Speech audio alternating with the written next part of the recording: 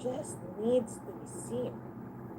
It needs to be valued, because if not, it will just keep on coming back, and it will be very annoying. And to borrow Doc Kim's terms earlier, it will just be a squatter that you can never get rid of. It will always be there, and it will probably eat up on the other lap, right? So we want to show you guys tips, strategies, and this is not, you just pick on the things that I talk about, which applies to you. There's never an algorithm. There's never a stepwise approach to getting over grief or going through the darkness, right? So try to see what relates to you. And if I may request, all of us, after this, start sharing these to your loved ones. 1 slide, 2 slides, nuggets of information. Mom, I did attend a lecture earlier, tapos they said, ito. So, you never know. It may change somebody else's perception of grief, and we can all be in this together. And that's the whole point of it, right? Okay. Again, sorry, and I never changed this already. I don't look like that anymore, as you see. Okay. Again, my parents, I never changed this already. I don't look like that anymore. Mayan and Tita King knows, and everybody who knows our family. But that's the story of our family. We all have these. My children are already 10 and 14 years old. In this story, you will see on the upper left corner, my dad was just recently diagnosed with lung cancer at that time. He was actually 60 years old, but he looked like he was 75. I always kid him in that picture. Carla to her right, the one in black, that's my sister. That was when our story started.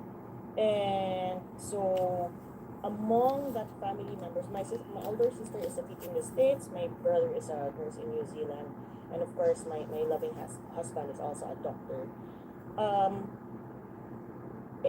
From this photo, I failed to put another photo kasi I wanted to show you guys that there was a huge span of time between that photo and a new photo that we took this year.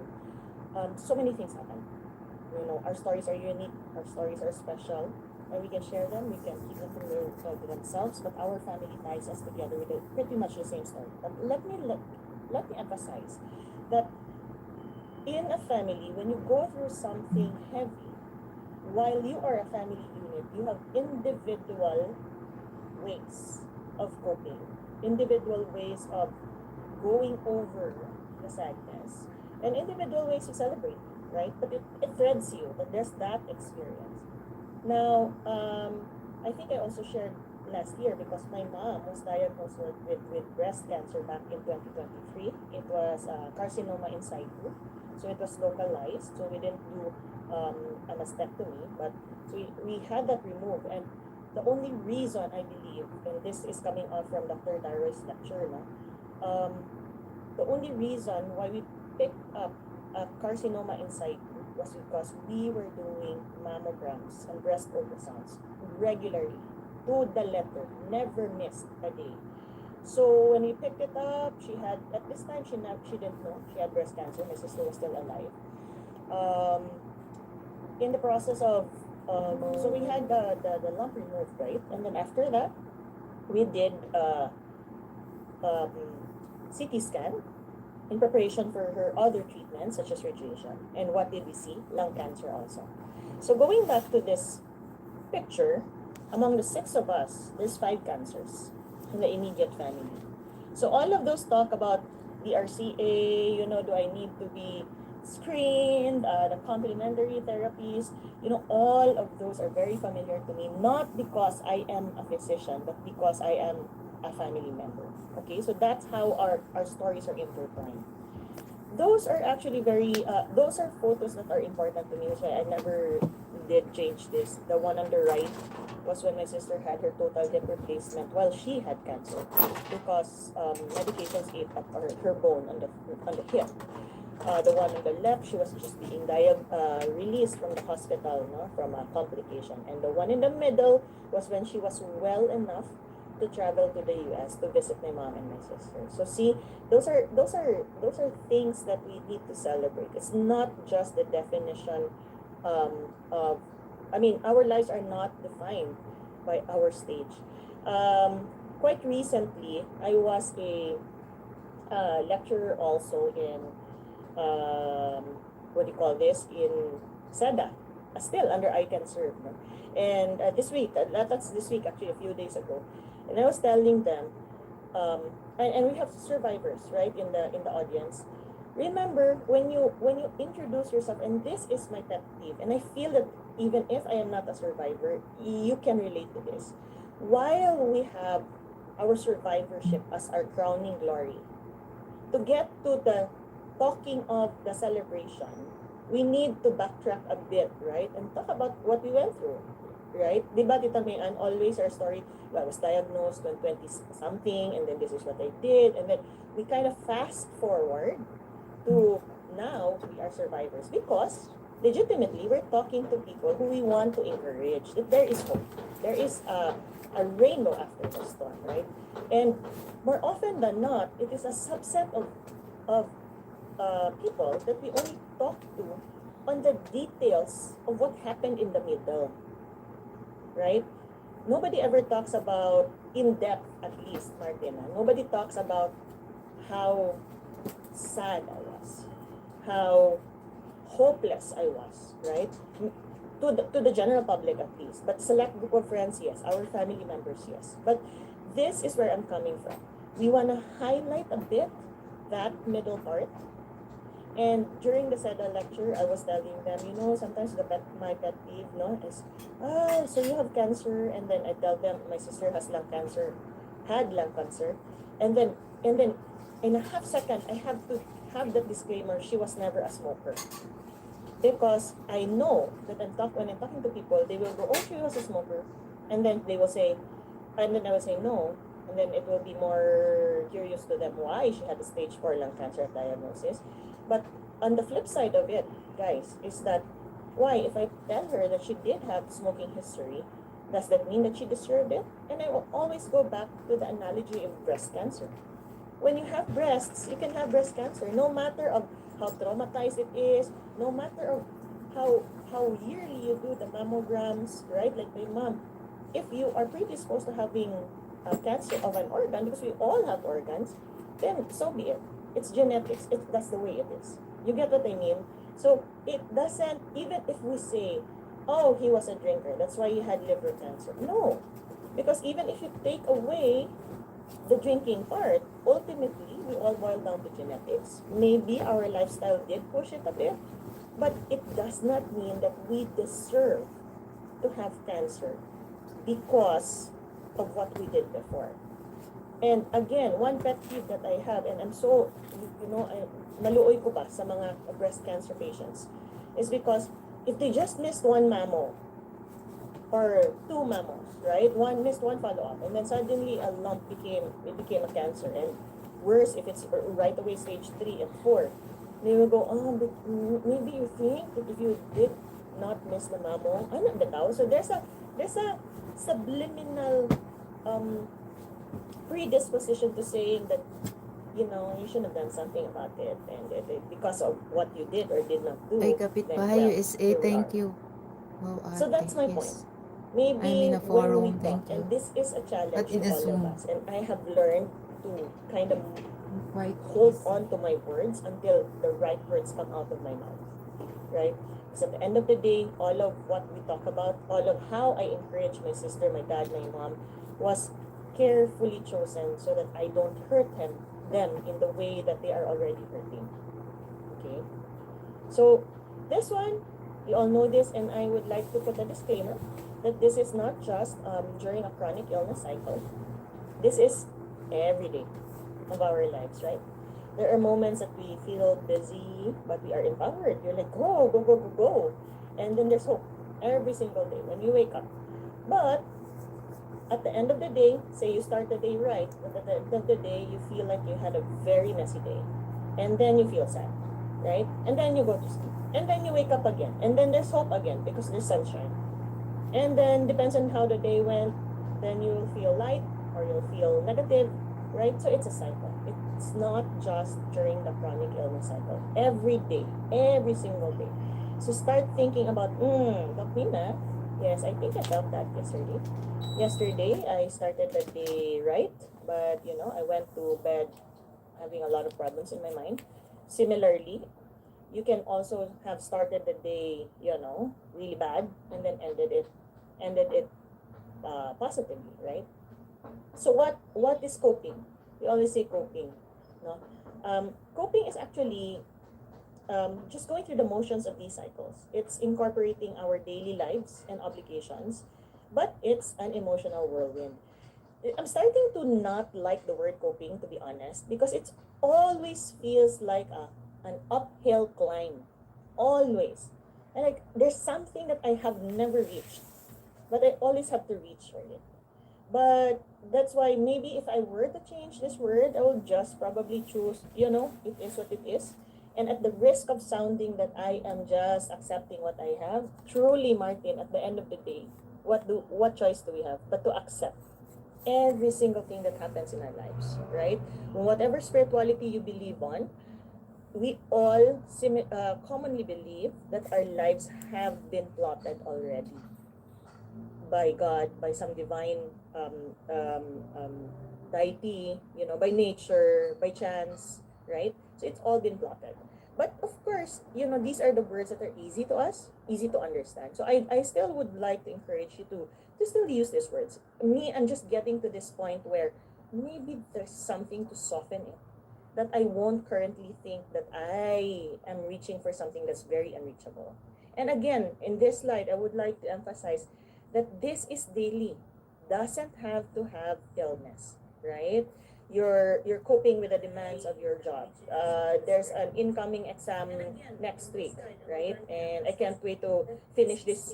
I can serve paying perspective already because I need to study, but I have to be here because attendance man. No, I'm kidding. And I believe you're all here because you want to. Okay, but what I'm saying is that coping is like every single day. Now, the biggest question is that when you cope, again, it's something you need to reach. When do you stop?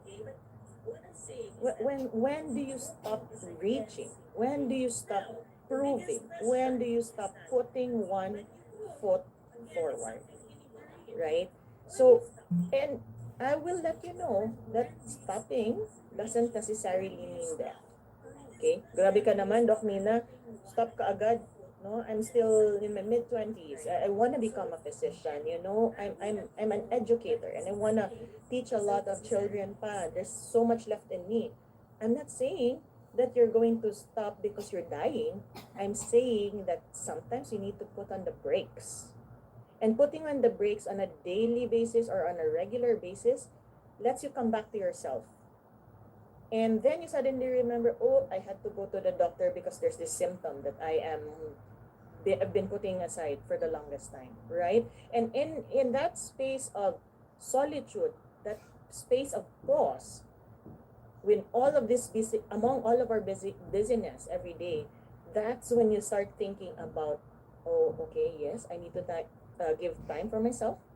I've been giving so much time caring for someone that I love, but I think I not deserve, but I think I need a break. I need a pause. I need to take care of my own.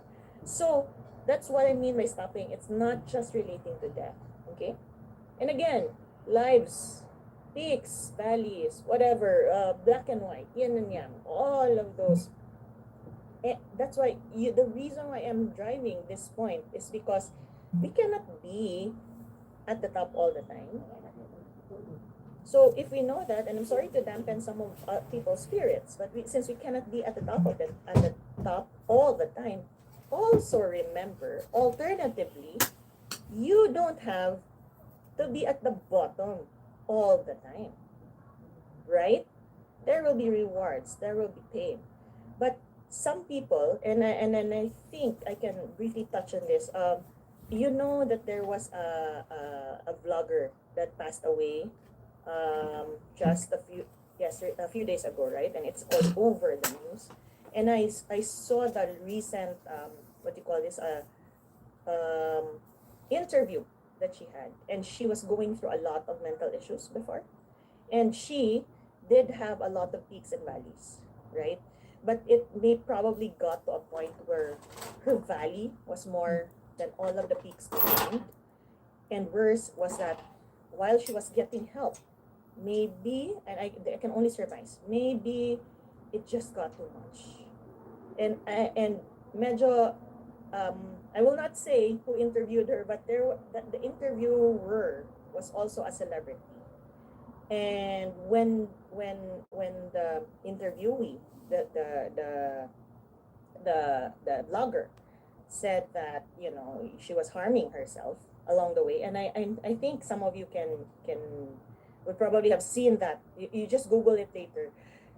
When she said that it got too much, right? And then she was harming herself. This celebrity suddenly said, you know, it's a bad way of thinking that that's your escape, something like that. I'm like, what? Why do you say that it's bad? You know, I mean, we we don't know her mind space at that time when she did think of self-harming, right? We can never think that it was bad or good. From our perspective, from the outsider's perspective, of course, right? It's terrible, it's painful, but we can never surmise what somebody is going through. Similarly, in our cases, Martin, guys, when we share our lives, right? When we are in the valley of our lives, when we say that we are in pain, people can just empathize. And that's why amazing breast sisters, ICanServe huge following, because breast cancer is readily diagnosed, right? And great survivorship. And people will always feel connected by the same pain. Going back to the blogger, we can't we can't even think about, you know, how she felt at that time, except for maybe if you were also thinking of the same thing, right? So that's the thing. Whether you're in a peak, you celebrate. You know, there's anniversaries, birthdays, gender reveals, baptisms, what have you. But in the valleys of our lives, when do we share the space? We can't even give it our own space, much more share this sadness with people that we love, with people that we care for, right? That's why others would really just go to mental health professionals, because they feel that it's a safer space rather than being judged by the ones close to them. So when you cope, remember, there's this feeling of you can't give up. A lot of people depend on me. A lot of things have to happen. I have dreams, Dakmina. How can I give up? You know. But then again, the title of this talk is when grief becomes a reality. So I'm saying now, okay, when will we start grieving? When we feel coping. Because you can't get past the fact that there's that boundary. Oh, done ako with coping, doc, pwede na ako mag-grieve. Cannot be. Cannot be. It's intertwined, right? Grief does not begin, guys, at the moment of death. And sadly, a lot of people still think that they do not have permission to grieve. The family doesn't have permission to grieve. The patient doesn't have permission to grieve because, you know, we don't have time to even be sad, because we have to think about where to get the next medication, the next step, the next scan, right? So it doesn't begin at the moment of death. It begins when we lose a part of our normalcy. And you will see later that grief is not just about death, right? Okay. So let's give it its space. It's dark, it's cloudy. You know, sometimes you're alone, sometimes you're lonely, even if there's so many people around us. But we need to give grief its own space. Okay, just some housekeeping to differentiate all of these. Grief is a natural reaction or response to losing someone. Bereavement is the objective situation of having lost someone through death. And mourning is a public display of grief and an act of expression. And how do I give this its own analogy is during the death of former President Cory Aquino, right? The whole country was grieving. A lot of people in EDSA were mourning, but the bereaved is actually the family. Okay, so that's how it differs. Everybody was grieving. Everybody was actually mourning, even if not just those in EDSA when we started wearing yellow ribbons. Some of you were not yet probably born at that time, but that was how it was for yellow and black, right? So that's just some of the differences about these words. Okay, there you go. So this is what I mean by grief, by losses rather, that are other than the physical one. So yes, of course, death. It's an actual physical loss of someone you love, someone distant to us. It's a passing away of a loved one or a pet. And this one I would like to put, the pet is very, very important. Sometimes I know some of you would believe that you're closer to your pets than some of your other friends, right? And there are animals who do not talk but give you comfort at the moment where you really need it. They give you joy, right? But they don't give you their opinion. Symbolic losses are, this is what I meant by losing the normalcy. When families go through separation, when you lose a job, when kids move away from home, disasters. Like recently in our, well, last night there was still an earthquake. I hope nobody suffered from that, but that's a cumulative community grief. Health-related illnesses, dialysis, bypass, stroke patients. Ultimately, it's the loss of an intact system for yourself and for your family, and dreams for the future. Okay, briefly, I will show this, but very, very briefly, take a screenshot, put this in your mind. Maybe you know this already, the DABDA, denial, anger, bargaining, depression, and acceptance. And the reason why I will put this very briefly is because I started to move away from talking from this, because let's get past just the stages. There are so many schools of thought already now for grief. There's phases. There's I will show you later what I believe in, and maybe some of you will still stick to this because this was ingrained to us from the beginning, that you have to go through 1, 2, 3, 4, 5, and to get to 5, you should go through 2. And people will say, oh, you've accepted it na, I didn't see you cry lagi, you never were angry, so are you in denial, right? But me, our family, no, we skipped the whole shebang. We went acceptance right away. Because again, of this thinking of, it is what it is. It's right there. And yes, it can be messy. And yes, I can feel overwhelmed. But I need to accept it so that I can start moving. I do not have time for denial. It doesn't mean that I'm denying it. But what do I need to deny it for? It's right there. The ultrasound, the scan, the report is right there. Similarly, if you lose a job, well, you don't have a salary anymore. It's right there. Why are you still stuck on becoming frustrated when it's done? But yes, I'm not saying that we're not going to give its own space. I'm just saying that these should not be stages that I do not have permission to accept it yet because I have never gone through bargaining or anger. You get what I mean? So that's why I want to move away from that. But Elizabeth Kubler-Ross, before she died, she actually worked with Dr. David Kessler. I think I mentioned this last year, that to soften the blow or to make it more, what do you call this, progressive, no? Our grief. If we're going to use the stages, we want to incorporate finding meaning. And I hope some of you have already started looking for this, finding meaning in death. Chat GPT is our friend. Go Google it, no problem. Or you go Chat GPT it, not Google anymore. What does meaning look like? A lot of things. And this is by Dr. David Kessler, who I was fortunate to be trained under rather. So when you find gratitude for the time you had before the loss, right? So example, for our listeners here who are young, and maybe you have puppy loves or whatever. So but there are excess, right? Maybe you loved before and now you moved on to another love. You never resent completely your previous or your first love, right? But maybe you wanna stick to the moments. Yeah, I did grow when we were together, but now we're not because we're in a different space in our lives, right? So you find gratitude for the time you had before your separation. You find a way to honor your loved one. You feel changed by knowing them in life, and certainly feel changed by their death. And you start to create something of meaning for others. And guys, Sorry.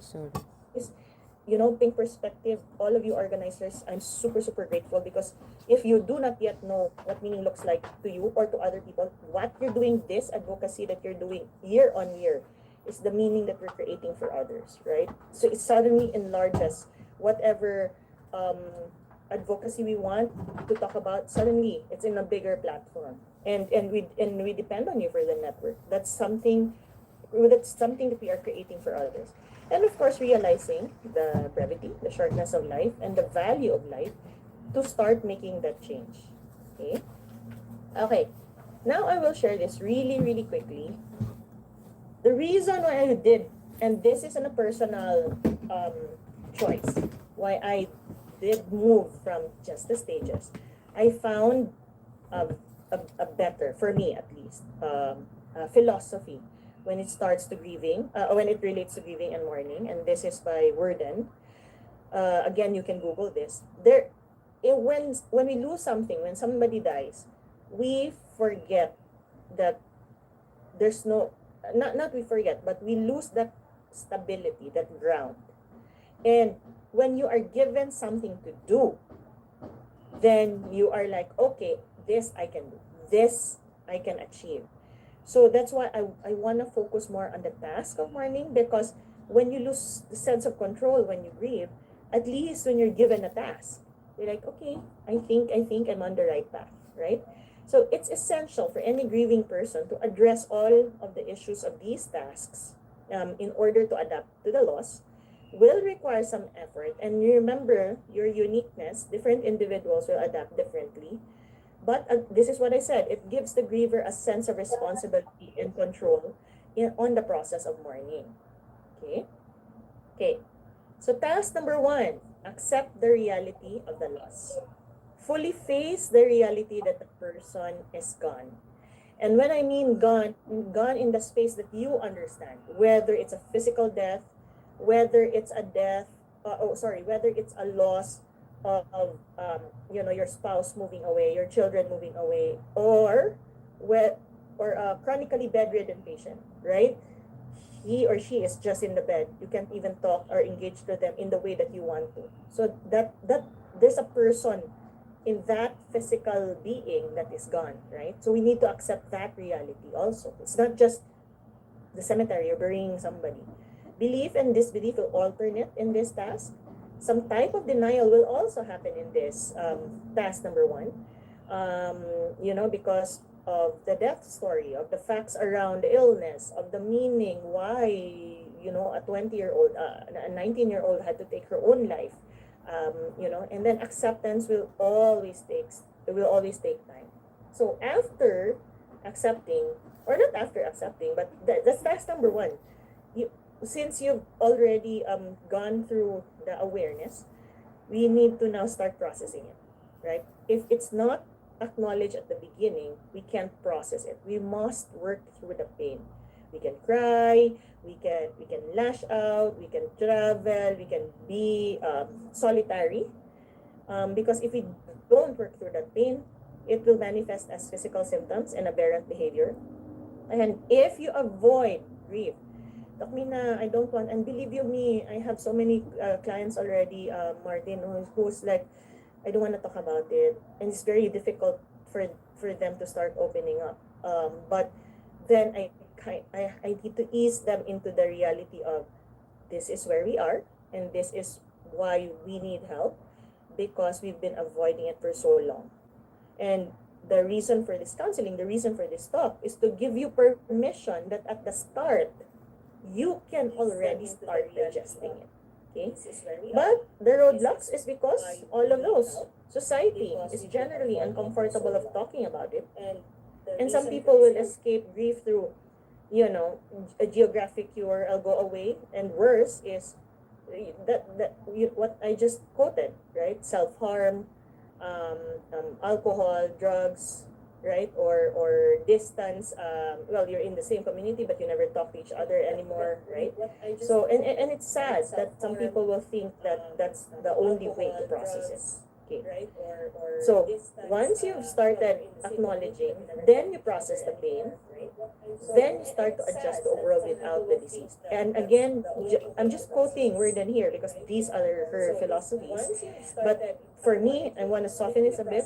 Not just a disease, but the loss. To adjust to a world without that person already, right? And again, I'm going back to the example of a chronically bedridden patient where he or she is still alive, but the faculties are not there anymore. She can't hug you fully. She can join you in celebrations away from the hospital, right? So, see, I hope you're following me with that kind of loss.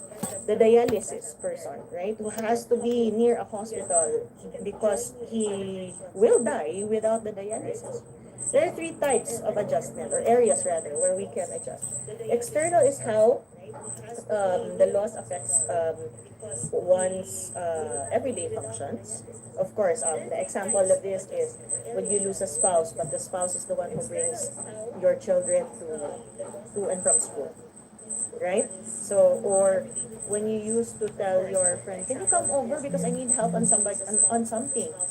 That's a usual thing for you, and then suddenly you realize your friend is not there anymore. So you adjust because there was a loss of that particular person. Internal adjustment will be how the death affects one's sense of self, your self definition, and your self esteem, right? And suddenly it boils down to, rolls over to spiritual adjustments where your beliefs are affected. That, mortality is near. And this can happen to you. It even happened to her, right? So those are adjustments that we need to do when we are mourning, when we are grieving. And this one also, I would like to let you know that this is individualized, right? When I adjust, because I lost my sister, my other sister adjusted differently.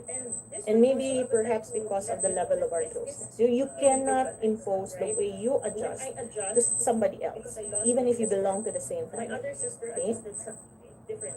And task number 4, the last task, is to find a way to remember the disease or the loss while embarking on the rest of one's journey through life. You find a place where you want to memorialize that person that will not prevent you from, moving forward. And guys, I never use already the word moving on.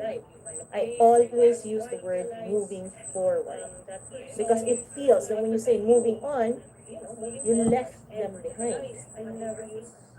Okay? I moved on from him, from her, from the loss. You left them behind. What we want to experience is moving forward because I don't want to leave part of myself behind with my sister, but I want to bring her and her values and her life and her joys with me to my future. So I can live my life in the way that she will be proud of also. So you see the difference of the moving on and the moving forward? Moving on is you just leave them there. Moving forward is you bring whatever you learn, a piece of her or him, that loss, and you bring it with you because there's a lesson learned. That's something somebody dear to you, and then you move forward, right? And so you continue to have what you lost, but you transform that love already for the one that you lost. You have not lost your years with them. You may have lost your years with them, but not their influences. So my classic example when my audience is younger in age group is like, if you have an ex-boyfriend, ex-girlfriend, di ba? Yeah, maglagot ka. Wala kang asos akong ex, kay samo makito siya. Bati makito siya. But I will challenge you, at the time when you had that relationship, when it was all sunny and good, gisabukan ba ka sa imuhang ex? Wala, di ba? There were moments of light when you had that relationship. So whether you like it or not, you are influenced by that moment of light within the relationship. But fast forward 2 years after, you started resenting and you're stuck with that story. Similarly, guys, when we reach to the conversation about death, there I said earlier, do not forget the middle. Because you start on the beginning, and then when I ask my counselees, like when we start to process the grief, the grieving, they are stuck on that day when that person died. And it keeps on going on repeat. What happened on the day I lost this person? And that's, in a way, I may say, and I'm sorry if I'm running the risk of hurting a few people, you're kind of hurting yourself by being stuck on the death story. And you forgot the middle. While you were going through all of these diseases, you forgot that there was a birthday that you did celebrate.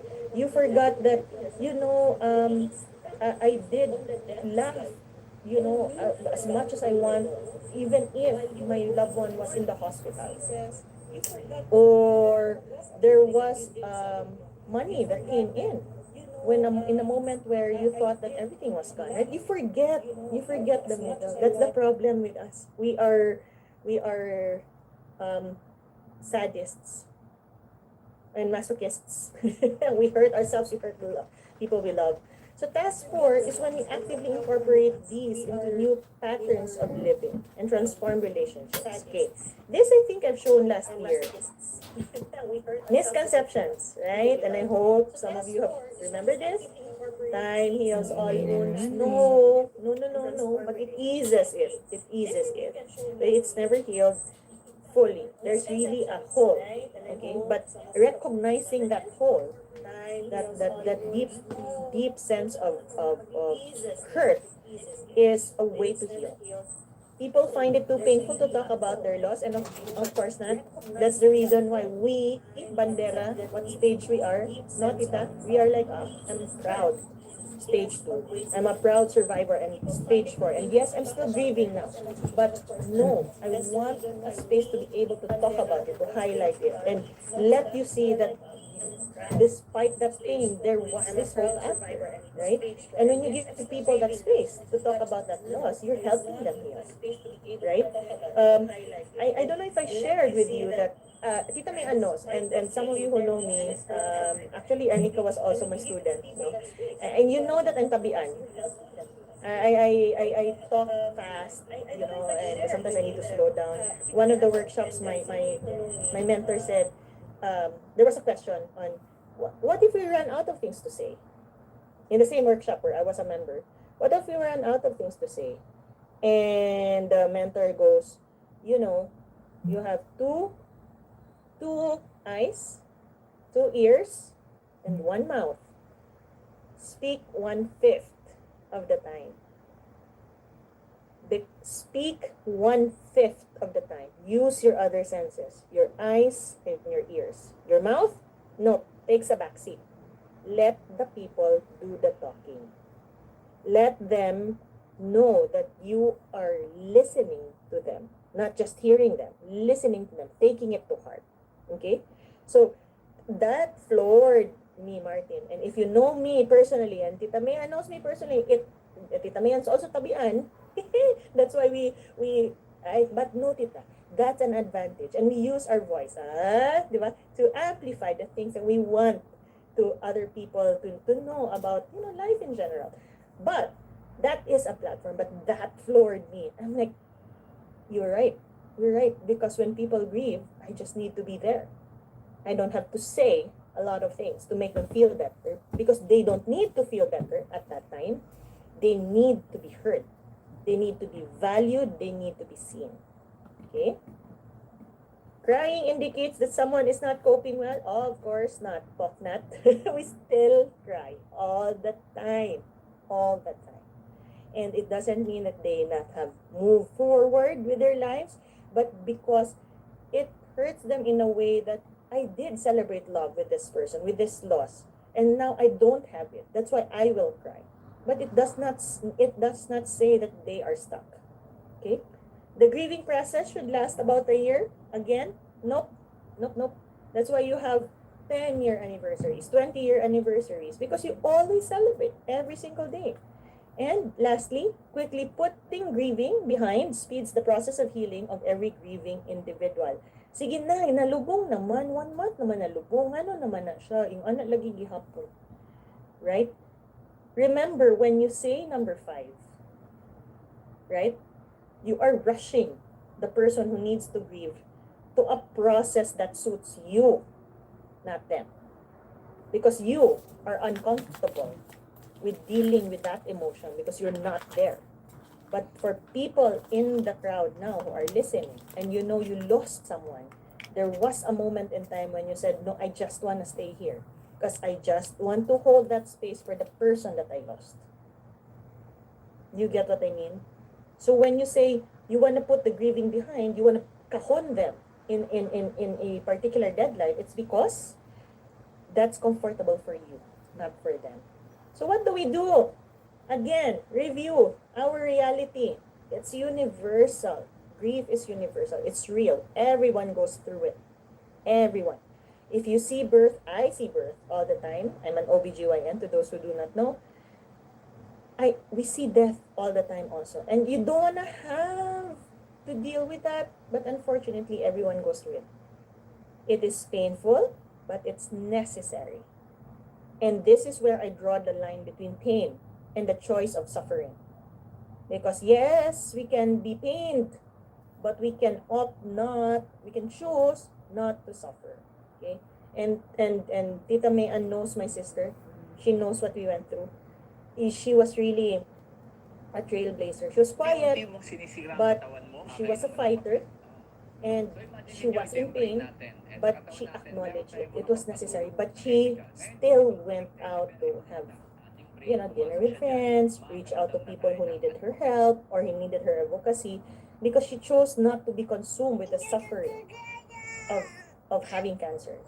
Grief does not disappear over time. You may have lost your lola, your auntie is close to you, 6, 10 years ago, but it changes, right? And everybody can, I think, will have to agree that it softens over time. And when you give space for grief, it will heal you.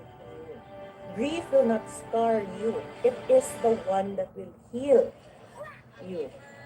What we will be scarred of is the abrasion of that pain every single day, but denying it, right? It's like a wound that never gets healed. But when you say, hi wound, you're there, I need to clean you up and I need to stitch you up or put a band-aid on you, then you start healing. If you neglect it, no. What are the don'ts in grieving or when you grieve? Do not force your positivity on someone who is grieving. Remember, especially when you yourself have grieved, gahilak na ka, no? You were so hurt, and then somebody will just say, it's okay, look at the bright side. Oh my golly, there's no bright side at that moment because I lost something.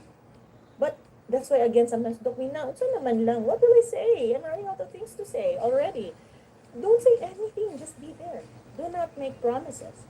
Do not insist on your own method of grieving unless it has been asked for. Unless the person that you're talking to will say, how did you cope? How did you move forward, right? And do not rush into someone into getting over the trauma or death. They need to go through it on their own. Okay. Quickly, strategies on coping with grief. I said this already. Acknowledging the loss, expressing and sharing the feelings, and encouraging sharing and offering guys to listen, ha? Not with a predetermined notion of, okay, pag kumani mo storya, this is what I'm gonna tell you. No. Again, try to empty your mind so that that experience of your friend, of your family member, you can really deeply listen to it. Okay? Grief shared is grief half. Joy shared is joy double. Okay? And guys, I cannot overemphasize the importance of this. Connections is the antidote to an isolation. Okay? Whether you like it or not, you'll have to connect with someone. 1, 2, 3. Doesn't have to be a community, a barangay. Recognize the individuality of meaning making. My meaning may be different from you. Remember, there's still things that are possible within the not possible. Not impossible, but not possible. Say, for example, Doc Mina, can I still laugh? Do I have permission to laugh? My mom just died 2 weeks ago. Of course. If there was something funny that you need to laugh about, then go ahead. Doesn't mean that you're crazy. It means that you're just happy that there is that thing that triggered you to laugh. And I'm sure your mom would want you to laugh, right? That's possible while you are severely mourning. And encourage involvement. And again, this relates to number one, the connection. Small can still be meaningful. In fact, it is the small things that sometimes make more meaning than the bigger ones. Okay? If you are an artist, if you can write, if you are into music, use it as a form of expression when you are deeply grieving. Please allow experiences and differences for different grieving people. And children are the forgotten mourners. We protect them from the hurt, but actually they need to see it sometimes. They need to see that mom is there, lying down, never going to be able to wake up again. Because if you don't, singularly, they will keep on asking you, where's mommy? When is she coming back? When is she coming back? Right? But if you don't have the expertise to talk about it, then go seek people who can help you deal with complicated grief, as in the case of children. If you have families that are grieving, that's a reality, right? Communication. We need parents in the group now. Talk genuinely so kids can communicate too. If you say you're hurt because granny died, lola died already, mom is so, so sad. Now the child now will say, yes, mom, I'm sad too because I lost lola, right? But if you say, oh no, lola's just, sleeping and all, she will keep on poking and say, when is she waking up? Right? So, those things. But you have to communicate. At 8 years old, ladies and gentlemen, children now have a feeling, have a sense of death is permanent at 8 years old. So don't be afraid to start, softening words and just telling them that it is permanent. They will get it.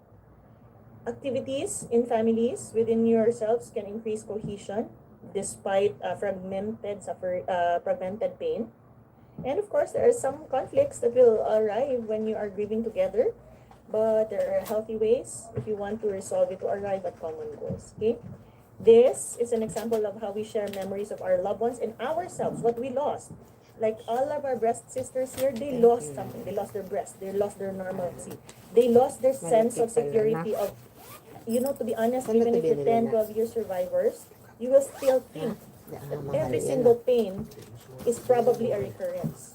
Every single day. And unfortunately, that's a chain that we cannot unshackle. Yun na lang short. But being able to share this fear with others will actually help them heal. That's why we need to listen to them too. And guys, death is as sure as the sunset. But it's also as sure as the sunrise. If I may share very briefly, I had a difficult client. She lost her mom to cancer last year, October, and dad rather, and then her mom died also January of this year, and she's a nurse. And then I do monthly check-ins usually, and then I suddenly texted her because wala na ako kadungog with her, about her. And then I said, hi, how are you? Just doing a quick check-in. Is there anything that you need, etc.? And then she goes, Doc, I'm so sorry I haven't been in touch because I got pregnant. The pregnancy that we were waiting for came months after my mom passed away. So see what I mean? So there's that balance, right? Even if it's as sure as the sunset, there's also sunrise.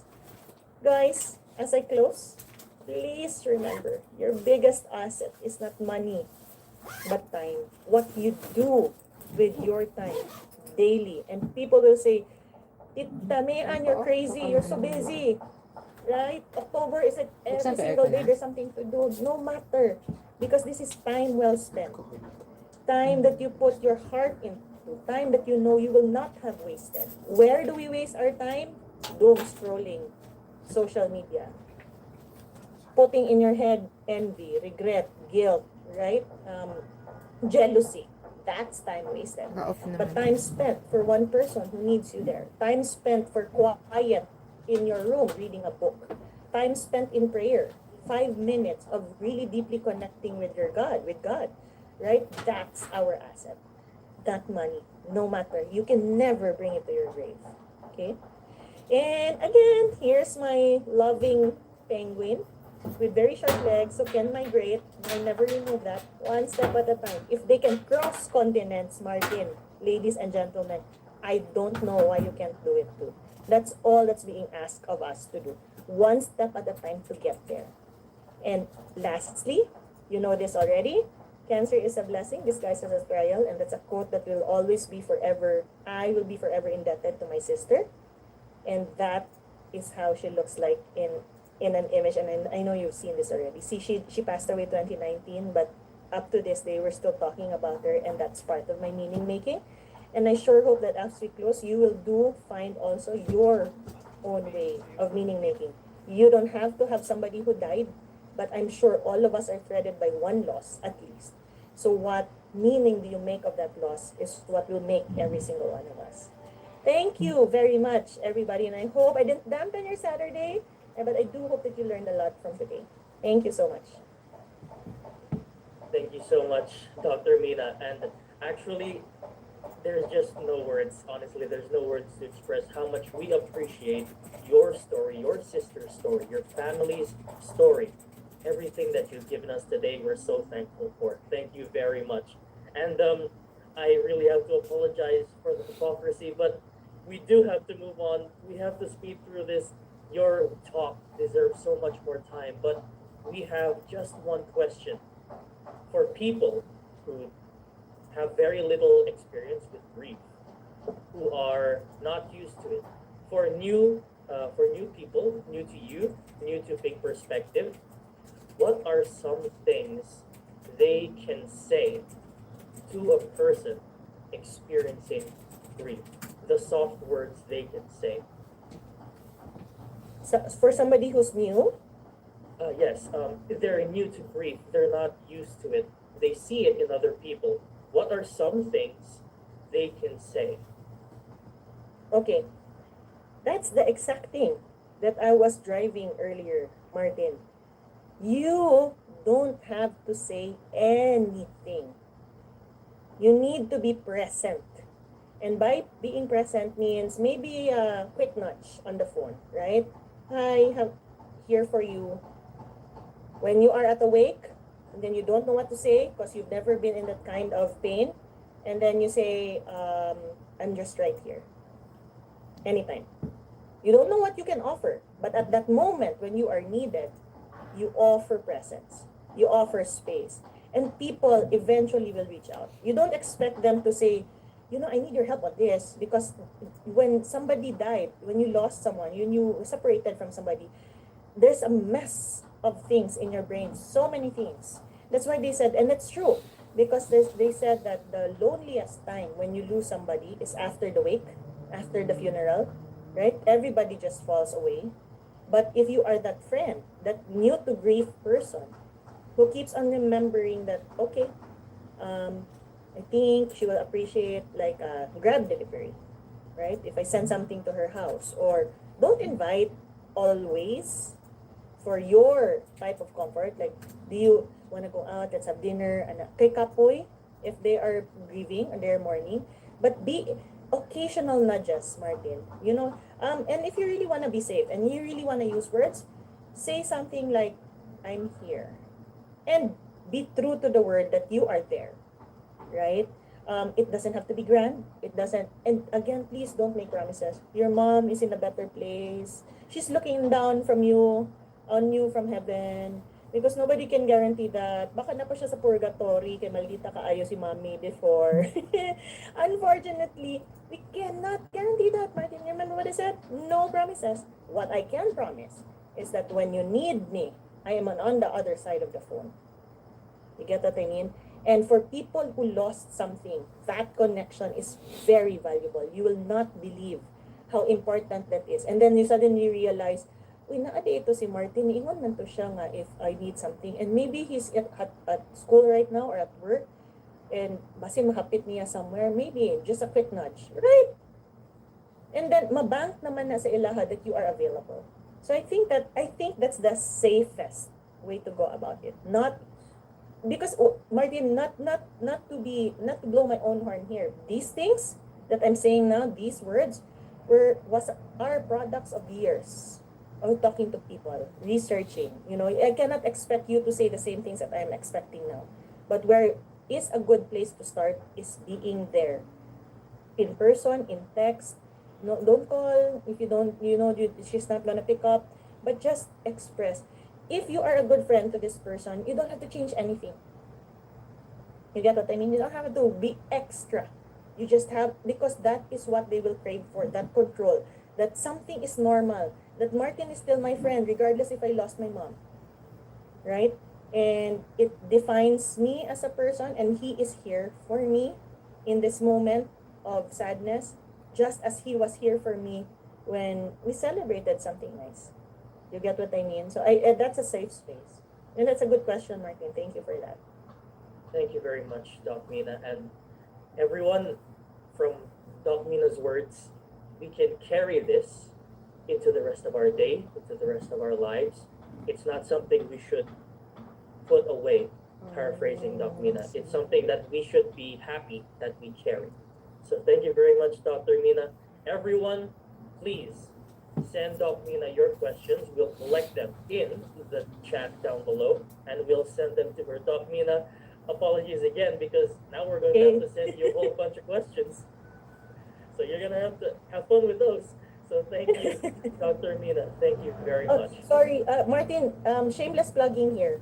Those who want to reach out, please find me, Grief Support PH, in Messenger or in Facebook. Grief Support PH. That's me. That's no other person. So if you need to reach out, refer a friend, just say something. You have questions, I can answer you there.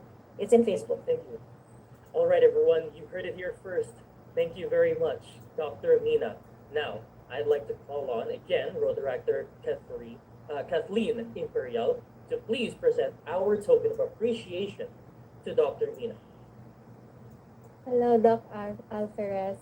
We're very happy to see you again. Your presentation about grief is always insightful, and you captured our attention. Our participants are encouraged to do reflection during your talk and left us with valuable takeaways that we can always apply in our perspectives in life. So in recognition of your effort and contribution, we are pleased to present the Certificate of Appreciation to you, signed by the President of the organizations behind Team Perspective. Again, thank you for sharing your time and knowledge, Dr. Mina. And let's give Dr. Mina a round of applause for the talk. Thank you so much for having me again. Thank you very much. Now, Dr. Mina, before you go, everyone, let us all open our cameras one more time. And let's have our photo opportunity with Dr. Mina. Keep sending your questions. We'll collect them and have Dr. Mina answer them. Or you can message them to her yourself. Thank you very much.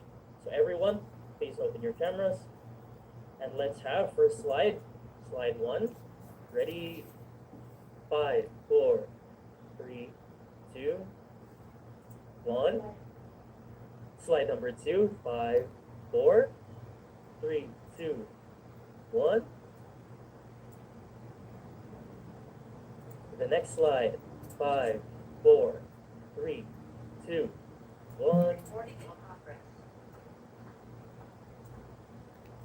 Okay, everyone. Next slide. 1, 2.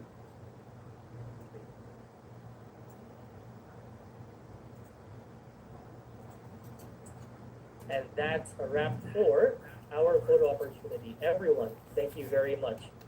Now, let's all move on. Thank you very much, Dr. Mina. Thank you so much. Thank you, Doc Min. Love you, Tita. Thank you. At na siyang And I think Mm-hmm. we were talking about this. I think this is one of the biggest groups we've ever had. So thank you everyone for joining us today. Really, really happy to have everyone here. Okay. So now we're moving on to our keynote speakers for today. Now may we have District Governor Jong to introduce our first keynote speaker.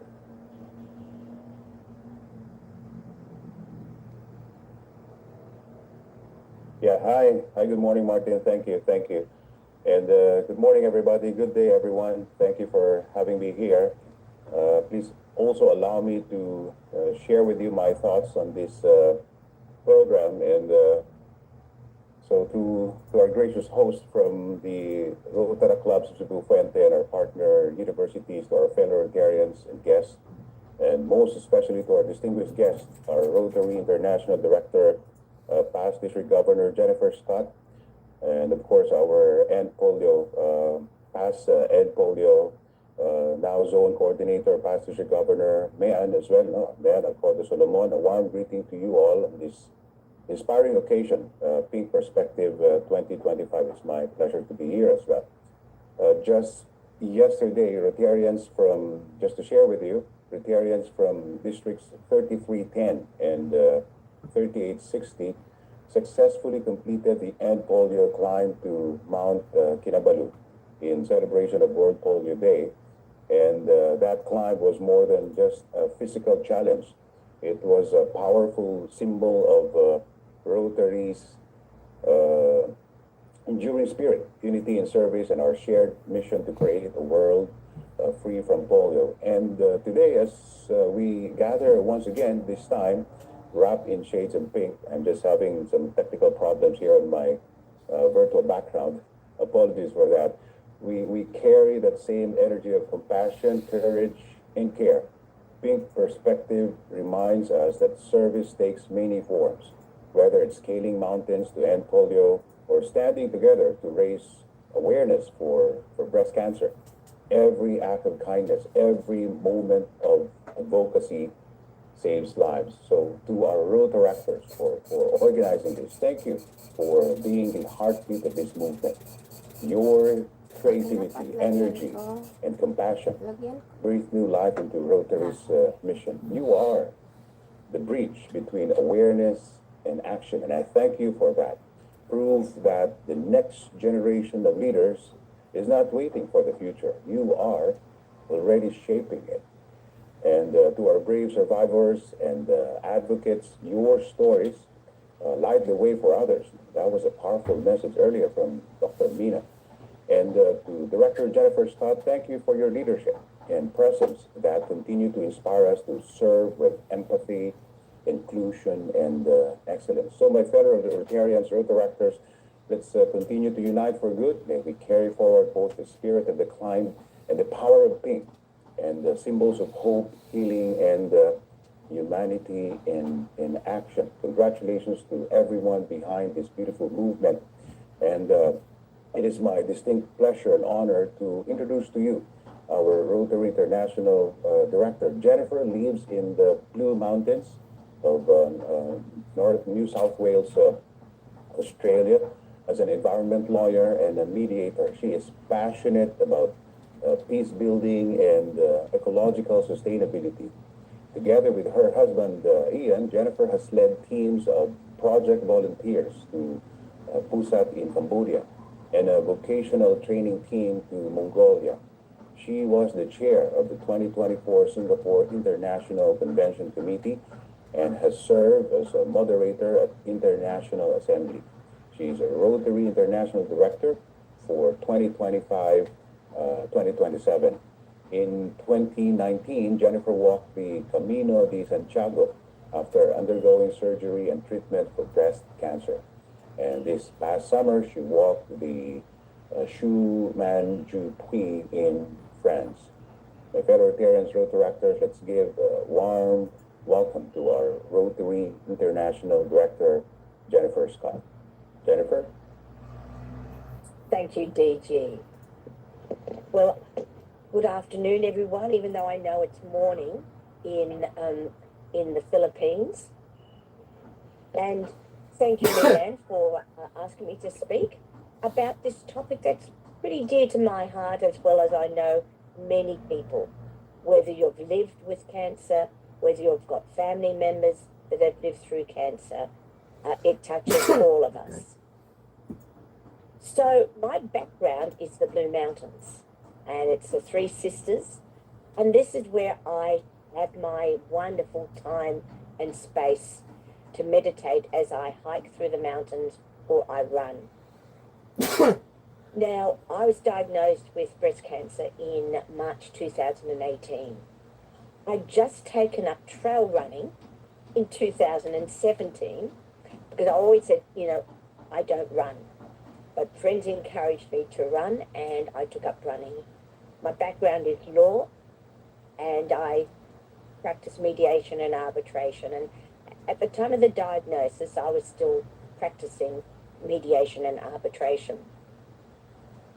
So, what makes you think about breast cancer or the risk? Well, my older sister, 18 months older than me, had been diagnosed with breast cancer in 2012.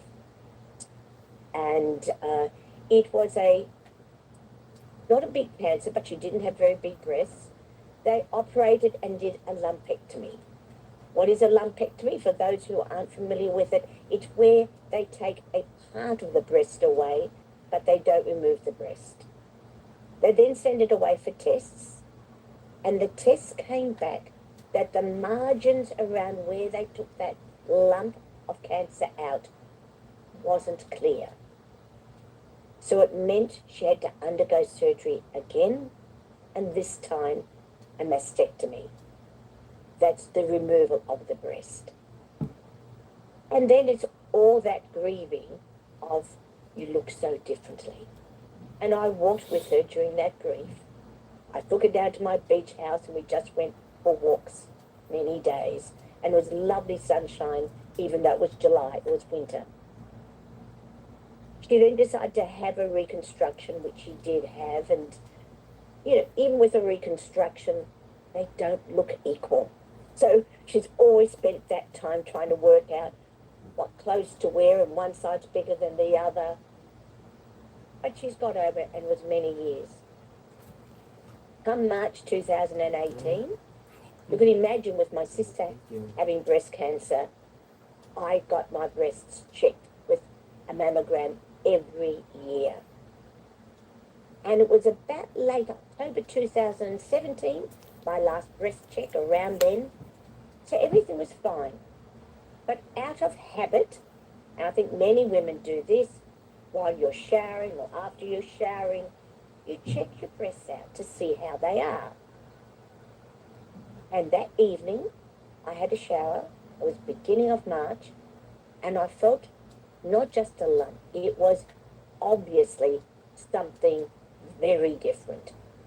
And it was clearly felt. And I thought, went in and checked with my husband. It was about 10 o'clock at night. And he said, no, that doesn't look right. I went online to see how quickly I can make an appointment to see my GP. And I have to tell you, it was a miracle. Usually it takes a few weeks. There was one appointment, 8:30 the next day. Now, why was it so important? One, I needed to be checked out. But two, I was on my way to Mongolia in 5 days.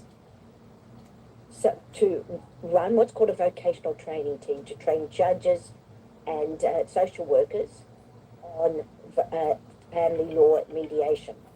But this trip was a 2 to 3 week trip to actually do what's called a needs assessment, meet with people. So next day, go in and see the GP, and he thought, yep, that doesn't look right either, and made arrangements to have a biopsy and full check. And I was able to get in. That was the Wednesday.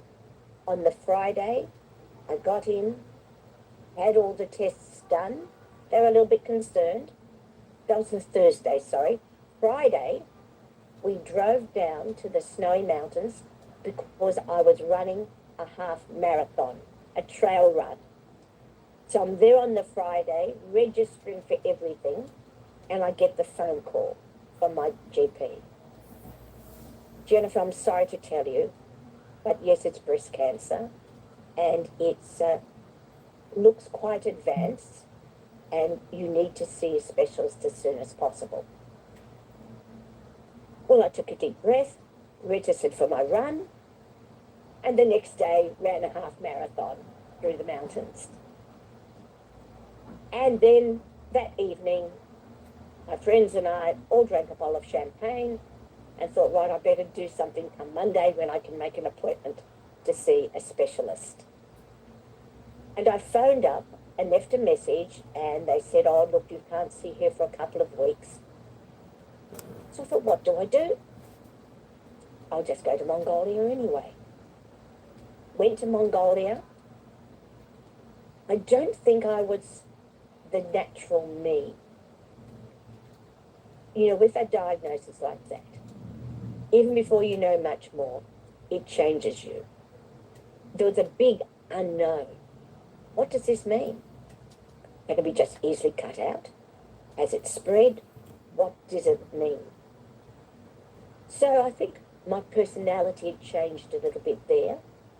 However, I came back, and it was a Wednesday, and I phoned up the specialist Good again, morning, and I friend. got in Nasa SGB on ka? the Nasa SGB Friday. ka? She saw me, Baka arranged pwede mo for a namang PT kunin yung t-shirt scan, and that was ko. a whole body Kasi scan kahapon to sabi check daw ni is the Paula, hindi cancer pa anywhere available else. for the alumni. On the Para Monday, masana I saw malab her ako. Baka again, pwede na ngayon. and Tapos kunin ko na she lang said, dyan. Di ba "You've hanggang got 12 really lang strong yun? breasts, Jennifer." And I saw that as a compliment. Eh, And girls, baka, it is a compliment. daanan mo lang. It's Tapos because sabihin mo I kasi go to mamaya the pa ako gym, I work makakapunta. out, I'm really fit Tapos, and sabi mo healthy. pinayaran ni Bong. Kahapon And she said, pinipick "Let's up ni have Bong. Hindi surgery pa daw available immediately." yung pang-alumni. It was only in the Nandun right kayo breast, tomorrow, no? Siyempre, but she said siyempre it's sasama ko sa quite a inyo. large cancer. We'll have to go Thank you in ha. and Message mo lang we'll ako. end Thank up with you. the breast Okay, being very bye. uneven. We might have to remove about a Yung third of the eyes. breast. So I said, "Well, look, I don't want to be lopsided, so take a bit off the other as well." I went in, and you don't know. You don't know what's going to happen, whether it'll be a mastectomy, whether it will be a lumpectomy. What will life be like afterwards? Will it have gone into the lymph glands? I woke up, and quite a bit was removed from both breasts and the lymph glands. And then it's the waiting game.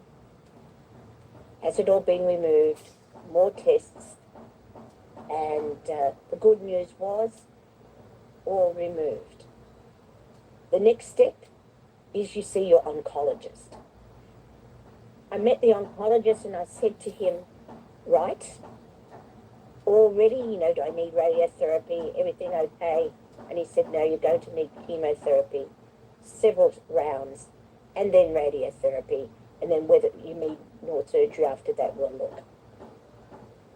Well, being a Rotarian, I said, I'm booked into speaking in Washington State in the United States in a couple of weeks.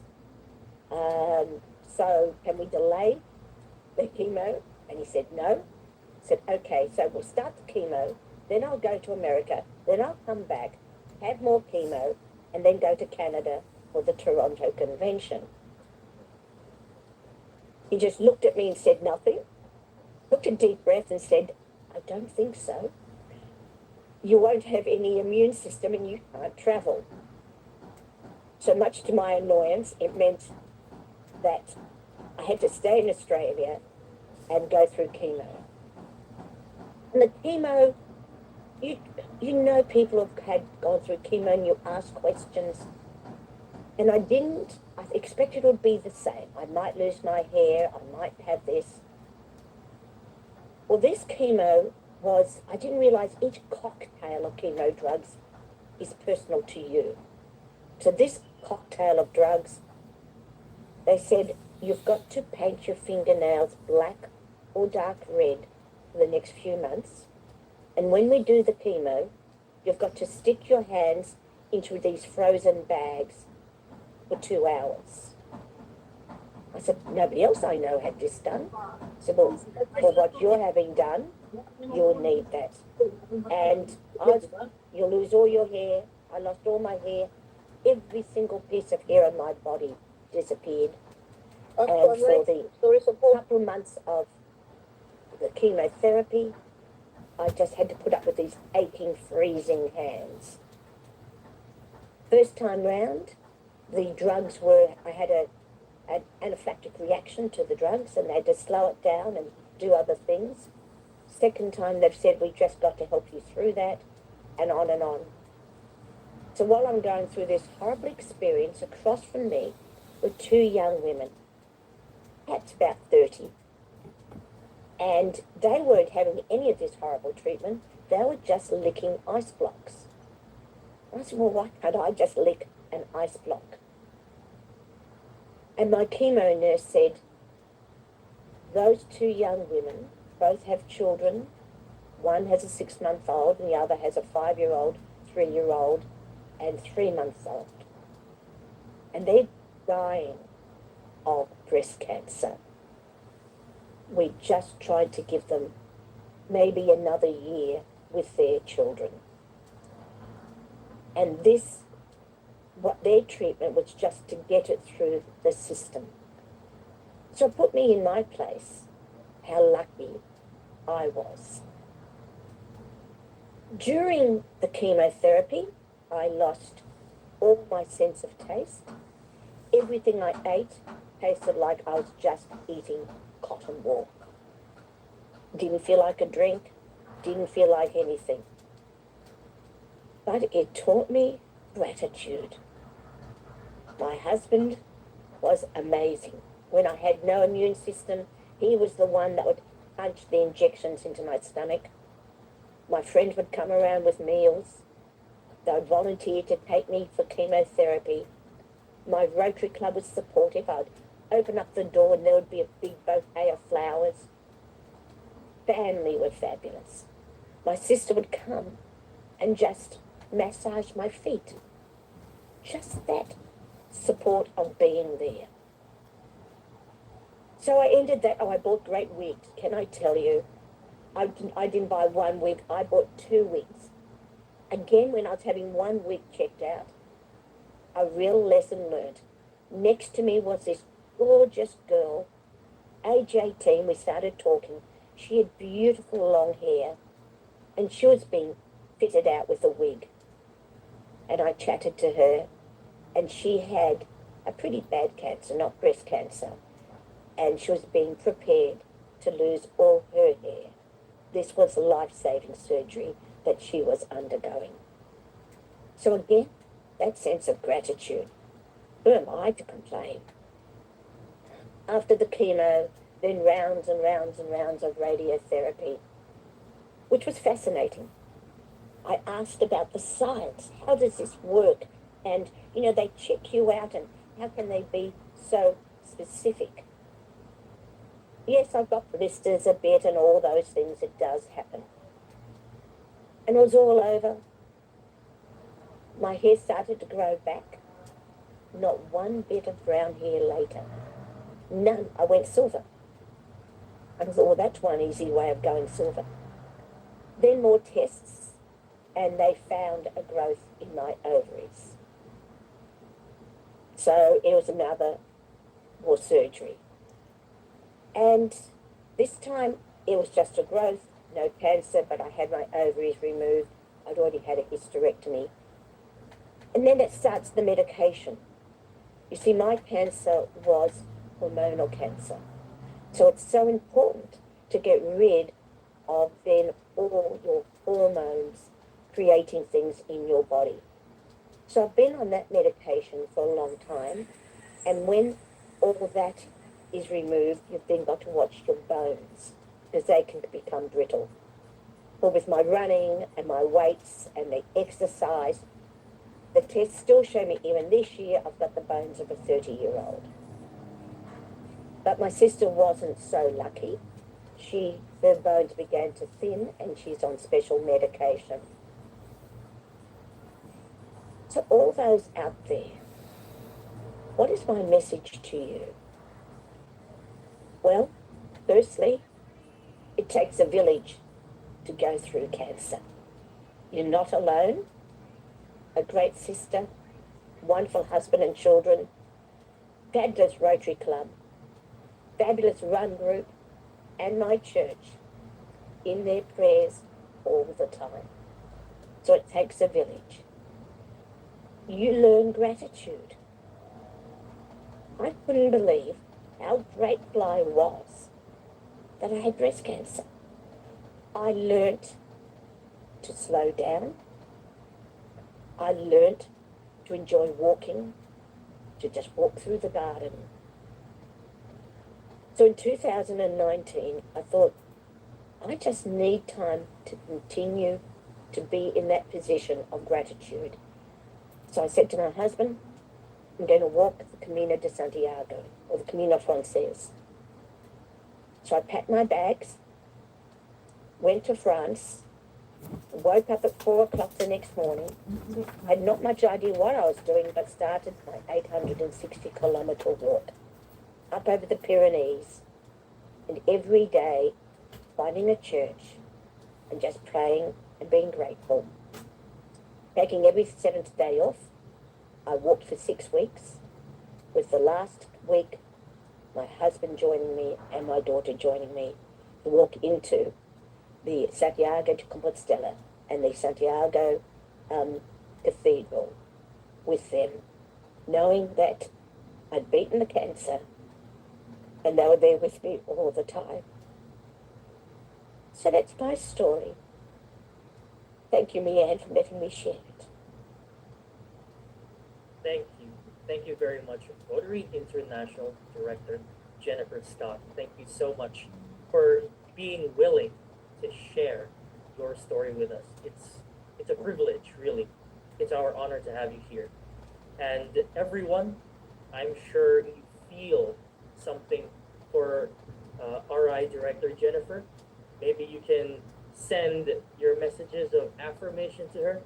Maybe you can send her your questions. So we're taking questions now. Please send it in the chat box. We have a hand raised. It is Gov Mayan. Tita Gov Mayan. Yes. Thank you, Martin. Jen, thank you so much for sharing your story. It resonates to me. And yes, it takes a village to make us live again and to support us in this cancer journey. And, in Rotary, we have what we call disease and prevention area of focus and maternal literacy. We have been doing this team perspective for 6 years, and it is our hope, given that the Rotary actors are hosting this, and the medical students of Hospital University, we are happy that the awareness has spread. So October for us is red for polio, and it turns pink for breast cancer. And we have Governor John here, who was with me the start of the conception of breast cancer, how do you call this, action group in District 38, 2016, 2017, and we have adopted this to the year. We have RRFC, our Regional Rotary Foundation Coordinator, Rizal Reyes, here with us too. He knows, he was also one of those who held my hand in the cancer journey. So you see, we would always think that we are the victims of cancer, but the reality is the victims are also our loved ones, our friends, our family. And it's heartwarming that your husband and your daughter joined you in the Camino walk because you beat cancer. So, Jen, aside from Rotary, you and I are now breast sisters. And We when are. we work together with Jennifer Jones, and in our district, a lot of women put faces to survivorship. And I think we need that in this time when stress is like dessert to everyone, spelled backwards. Just so stressed, and our diet perhaps may be affecting our health, but we need to be more aware of how we should take care of ourselves and how we should also watch out for signs of early detection of breast cancer. Again, Jennifer, you don't know how much it means to us that you spent your afternoon, 3 hours ahead in Australia with us. I am just a little emotional. Maybe Gov Chong or Gov Michelle would like to say something. I'm sorry. Thank you so much, Jen. Thank you. Thank you so much, Tita May. And Can we hear from Rizal, Father, I'm sorry, our FC Gov Rizal, you may want to say something to Director Jennifer.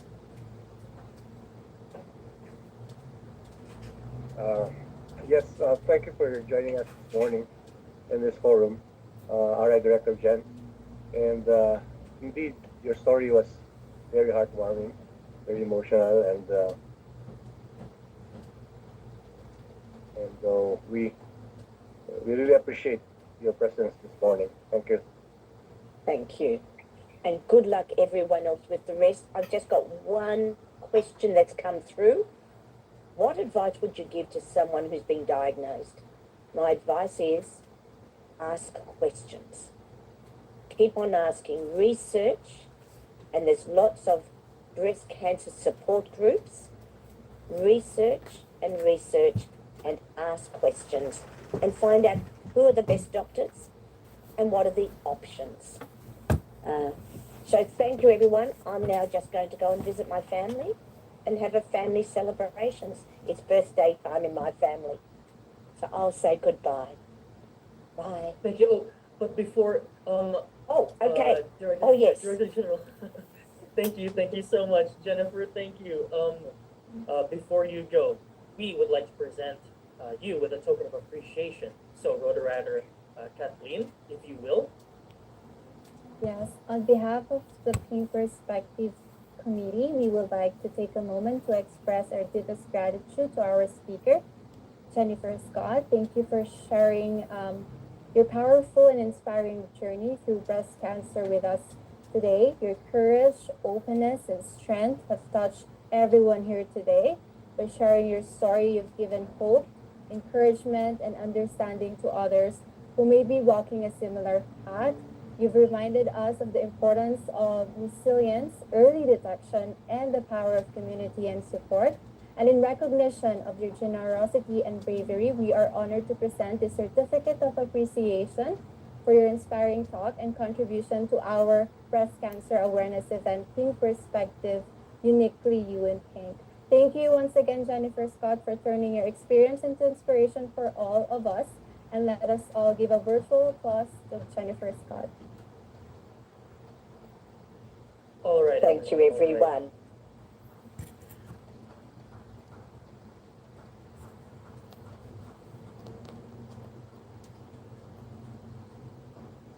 Okay, all right, so everyone, we will have our photo opportunity. So everyone, please. Oh, so we'll just have our photo opportunity. Nevertheless, so 3, 2, 1.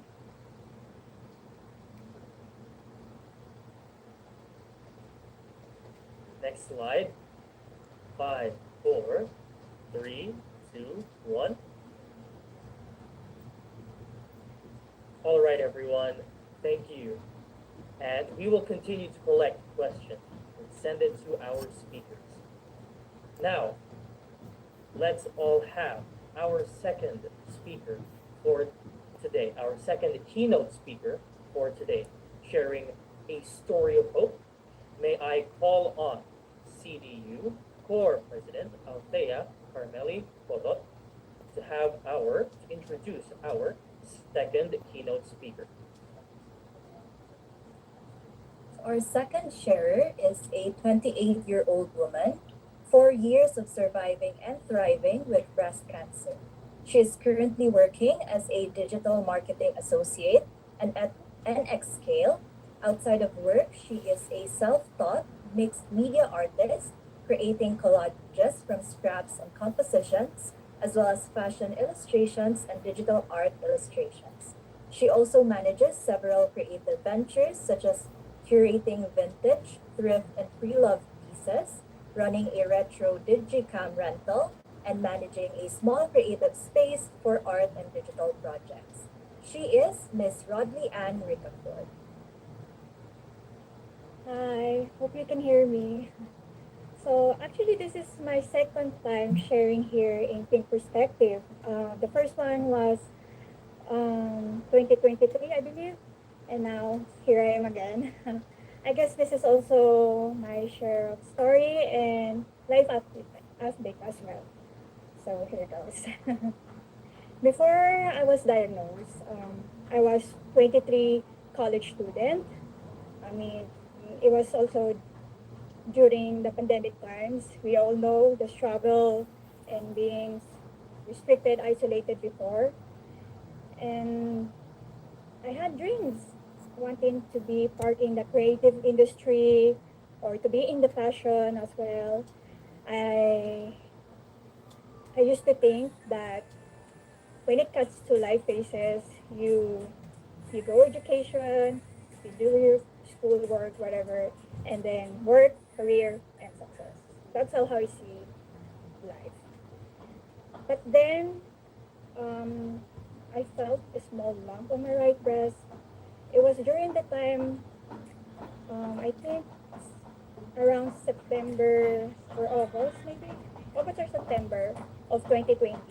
I felt the lump on my right breast. I was enrolling for my semester, and then out of nowhere, I just felt it. Asa CR ako noon, and I have no one to share it with because we all so distant, and I have no friends with me, even relatives. It was just Mother, nasa meeting po. feel so alone. Mother, nasa meeting po ako. Then Wag po kayong it was maingay. months later. I didn't yet consult with a surgeon or any doctors. I just like went through my education first, and let's see that if it's still there, I have to consult with a doctor. So that's what was my mindset, and respectfully, my family just went for it. And then I felt the pain, and weeks goes by, I still felt growing. It was the size of centavos before until I compared it with a coin, like the peso coin here in the Philippines. And then that felt me alarm, and I couldn't able to focus my college or my semester. So I just opened up to my family that, okay, let's do the consultation with any prefers surgery or any doctor that relates to female body, right? So we decided to do with a general surgeon. And when I laid in the bed, the doctor was very expressive with it. He was like that. He didn't say words. He was very expressive to the point that he knew something was wrong. And he tried to explain it to me as calmly as possible. And he said, let's do a test right away. He knew that the test will delay because of the COVID and how long it will take. So he decided to straight away with the test. We did an FNAB, which is taking some cell sample, like the blood sample, in the tumor. Oh, wait, sorry, it wasn't yet identified as a tumor. It was a nodule before. And then we did that, and another weeks goes by. We finally got the result, and it was invasive ductal carcinoma. Again, he was very expressive with it. He was also open up. He was also mentioning that in my age, I was 23 that time when I had my first consultation, and I was 24 when we finally received the result. It was that invasive ductal carcinoma. It was breast cancer, and he was really sorry. And then he doesn't have the right equipment in the hospital to identify what stage, so he permitted to go for a second opinion. We had a second opinion, and then it was identified for stage 4 to be. It was so fast. I had chemotherapy, but we haven't stepped into any plans of surgery. And then immediately, I was 26 na, underwent surgery, radiation, infusion therapy. It was like removing the excess baggage from my right breast. It took kind of a while to finally have my surgery. It was also because I was emotionally battling with anxiety, mainly with myself, mainly having the heat of myself kasi like, you know, I put myself a lot of pressure. It wasn't anyone's fault but me. And then when I had finally the go signal, it was like, oh, I can finally breathe. You know, having this disease at a very young age, you really don't know how to decide. You would think you already know what you are facing or feel like you should be acting like adult, but honestly, when it throws at you, it completely disrupted. And honestly, my family became my support, and also that I can serve, especially with Doc Gian, or I forgot her name, Doc Gian. She is the one who recommended Doc Vaccine for me to proceed the surgery. And oh my gosh, sorry, I never thought that I would be this emotional. I mean, I guess I am emotional because now at 28 years old, so I am now like more so 4 years with for having breast cancer. Cancer came back. It went, years go by thinking that I would leave everything behind, but then at 28, I never thought it would reoccur. This time it spread to my liver. Now I am stage 4 metastasis. It was heavy. Honestly, receiving or to hear that cancer came back, it's never been a choice, right? I would just say I would just leave it up to him. But honestly,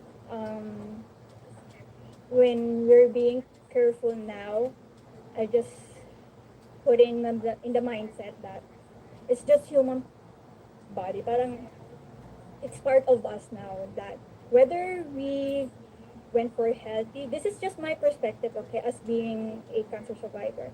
Whether we stay healthy, whether we stay active, whether we do the things to prevent, um, the cancer will always get in your body. Um, and how I view things, especially from the environment. When I say from the environment, from being in a private hospital getting treatment to moving to public hospital, it became more like a humbling experience and very gratitude moment for me because to see other people's struggles, like especially with the children, I see the children getting their treatment, not like getting treatment, but to see them do handling cancer as well. It really made it for a humbling moment for me that I'm grateful. We all should be grateful that we are still living, we are still surviving, we are still thriving, whether you have a cancer or not. To see if you have someone or if you face someone that there's a situation like biologically speaking, it's really different for others. And it, it's really different with cancer because my first experience with cancer was my dad, and it was really too late.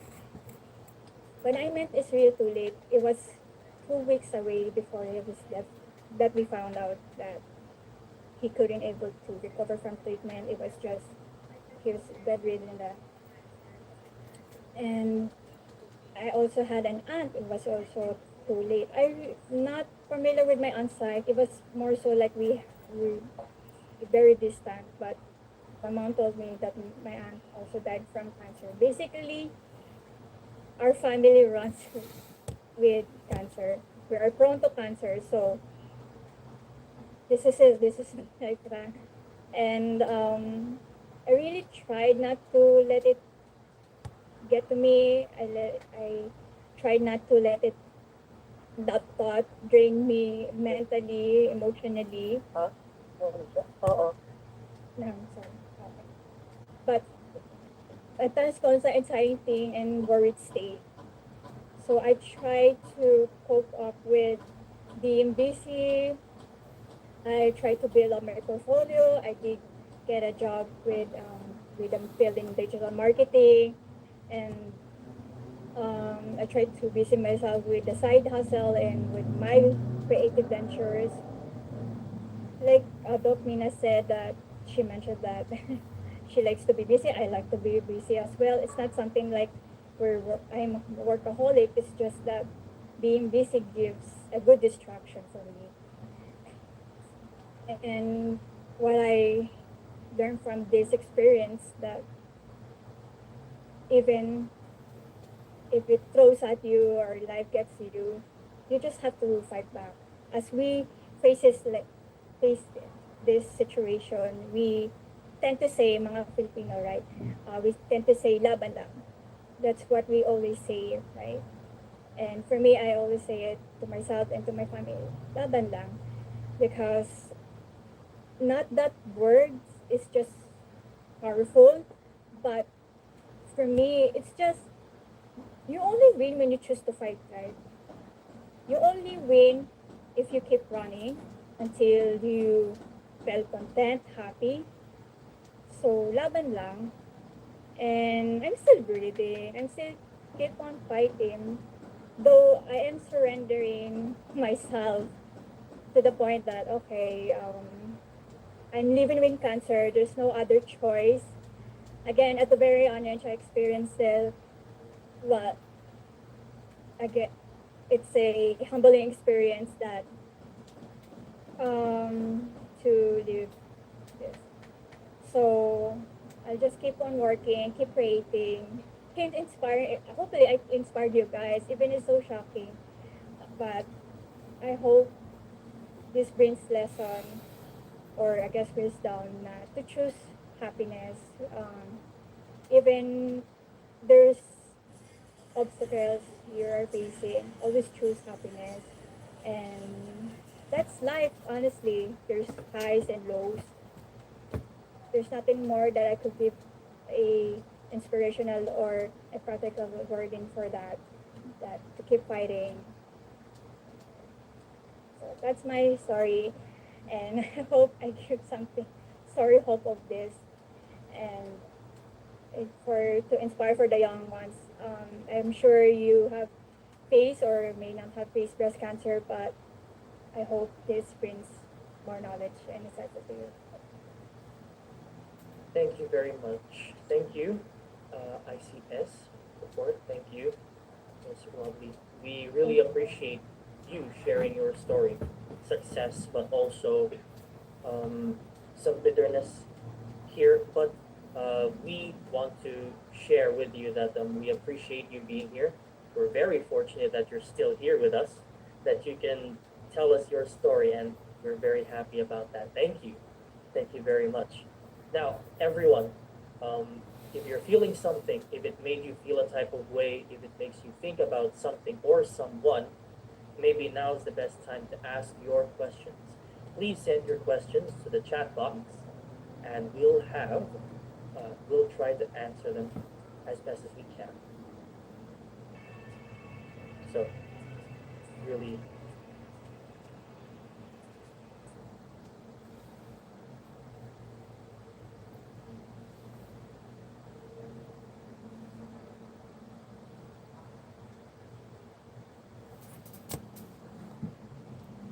we have a question. What message would you like to share with others about detection or screening? Maybe this can be very informative. Ate Rodley.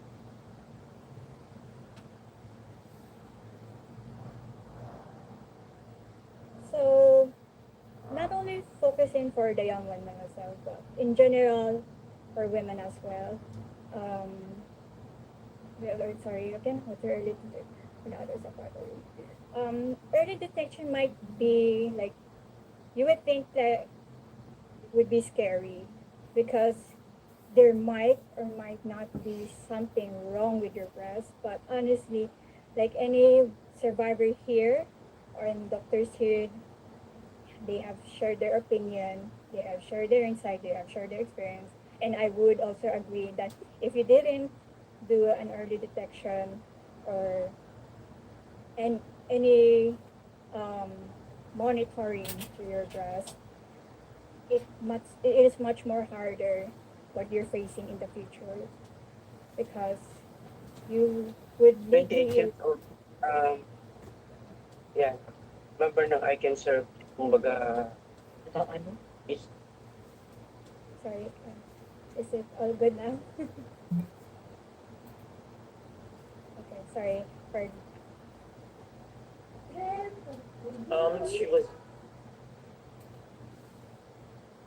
Sorry, Ate Rodley, you are muted. We're trying to fix that. okay. Are we all good? We're all good. So, Thank you. what I mentioned is that if you didn't, okay, I'll be practical here, as I like to be on a practical side. If you didn't do any early detections like self-examine or early mammogram checkups with your preferred doctor, it is much more harder to face it in the future because your life matters. And for that, you have to think, oh, you have to think of yourself, your family, your friends. With those people, for me, you're thinking of something, of a memory. What if I did get cancer? What I would want them for them to remember me. Oh, Rodley has a breast cancer. She couldn't do able to do that. You know. If I don't, you have to did something that you did something that any precious life you are. Kasi, sorry, I'm speaking na Taglish and Bisaya. So, it really matters for you to be aware. It really matters for you to check on your breast because the feeling of uncertainty, is there. It is there, but for you to do the things for yourself, you might or you might not get the breast cancer. That's good if you didn't, but at least you were brave enough to know that even I did an early checkup, I did this, I did that. At least there's a certainty that you're at peace.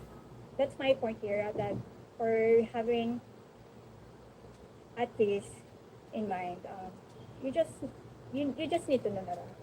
You just need to know that there's nothing wrong in here.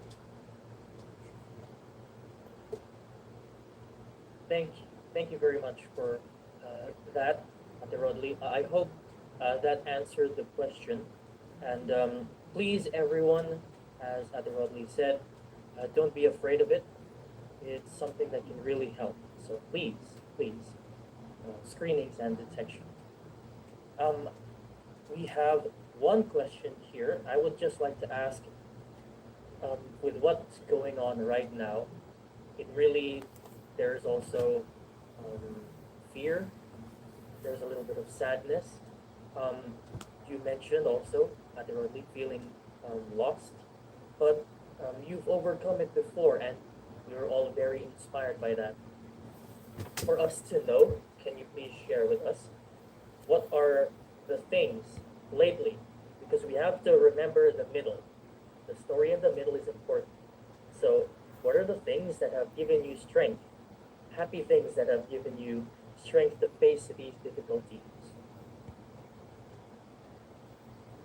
Okay, so during the middle, like the middle process of me finding, or like, how about this? How should I say it?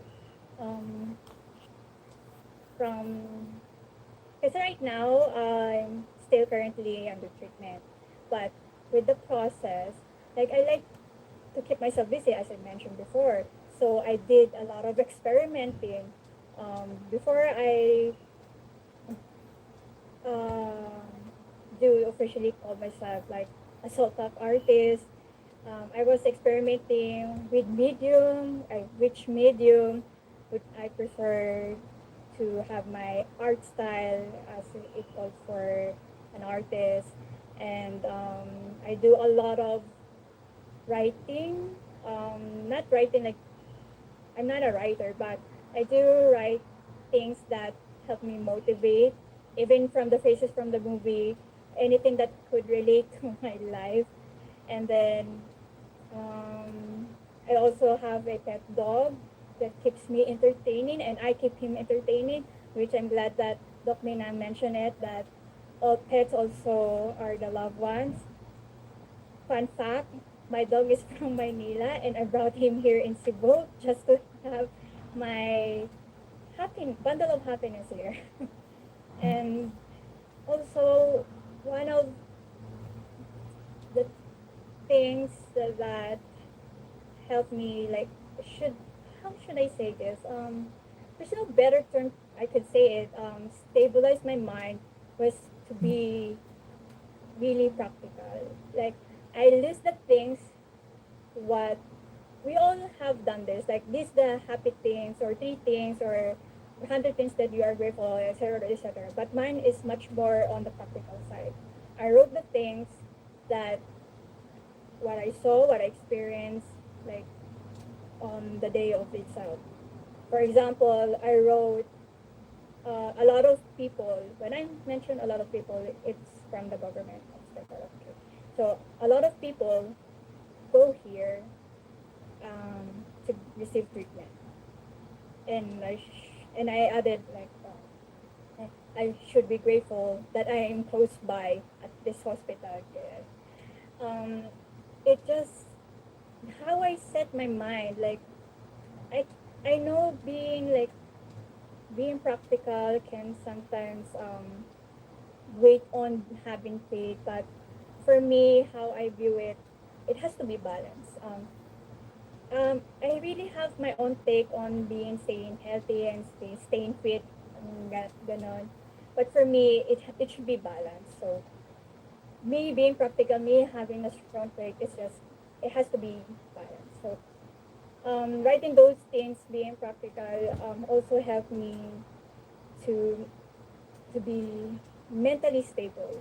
Okay, if I put too much weight on something spiritual, don't get me wrong. I'm a Catholic. I have really strong faith, but I just really wanted something more on the wellness and logical speaking. So I hope I answered that. And I might add that yeah, I'm all good. I'm also done with chemo, and everything's how should I? Everything's stabilized. If you're all curious on how I'm doing as a 28-year-old, second time fighting breast cancer, I'm all good. Uh, Laban lang. That's true. So thank you, Ate Rodley, for answering that.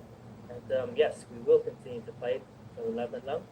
And for everyone else, please don't be shy.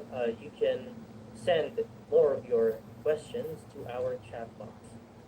Another question has come to mind from an anonymous. Um, as someone who's been through this, um, at the receiving end of the challenge, can you let us know, Ate Rodley, what are the things that other people can do that have mattered, that actually mattered to you, going through breast cancer? It's been mentioned earlier, just being there, listening, being the ear, a shoulder to cry on. How about you, Ate Rodley? What has helped you? What has mattered to you? Like you mentioned, everything has been stated. But to me, maybe as a perspective of that person, because you would think, and there's someone also personally have mentioned this to me. A friend, we had a conversation that why do you always share your story about breast cancer? Um, and for me, it's more like she's calling that, but we have it was a funny conversation anyway. I wanted for you to guys to know that this is has become the life now. We might also say or share things that is so uh, sad. We could also bring it to joy that oh we've been survived cancer like that. But indulge us, humor us, and whatever we're saying, wherever we are going, have patience with us. I guess that's it. Have patience with us. I know a lot of people, in general speaking, a lot of people have been through with life, but honestly, as I have experienced with cancer with my dad, with my aunt, I think I also have experience with close friends as well, who mostly of them pass away. Um, please have the time to be spent, or just even just one call away thing or one text away thing matters to the patient or to the survivor that oh someone's aware of my situation, someone's there for me. So that's my take on it, that indulge us, humor us. It doesn't have to be like a face-to-face thing. It's just you can just call or text them, because in that moment it gives a realization, even to me in my perspective, that or in my point of view, that it's so sweet that someone's remembered me. Because in my end, I always think of what should I leave something or what should I want people to remember. And then there's someone that's saying, oh, I remember Rodney because she fight cancer. Oh, I rather know that she's a terrific person. And I felt content hearing from them. So wherever you could give, even if it's online, do it. Thank you. Thank you. I'm sure that really did answer the question. So, from your perspective, Ate Rodley, that was really good. But we only have time for one more question, and we have it from Rotary Club Cebu Puente. UV, how has your perspective in life changed since the diagnoses, plural? It's happened many times. So, Ate, how was that? It changed so much. It changed how I view things. At first, I was just focusing, when I mentioned focusing on the career, like from the beginning of my share, how I viewed things before, it was like mag-aaral, mag-work, and then you try to build up your career and then success. And the way it changed it, like I could not ever compare any chapters or any lives for that matter. I have to focus on myself. As it's selfish as it looks, it all at the end of the day, it's me who will be living with this cancer. So I have to focus on me and me only, and that's why for you, the ladies, and even men, actually, men can get breast cancer if you're not aware.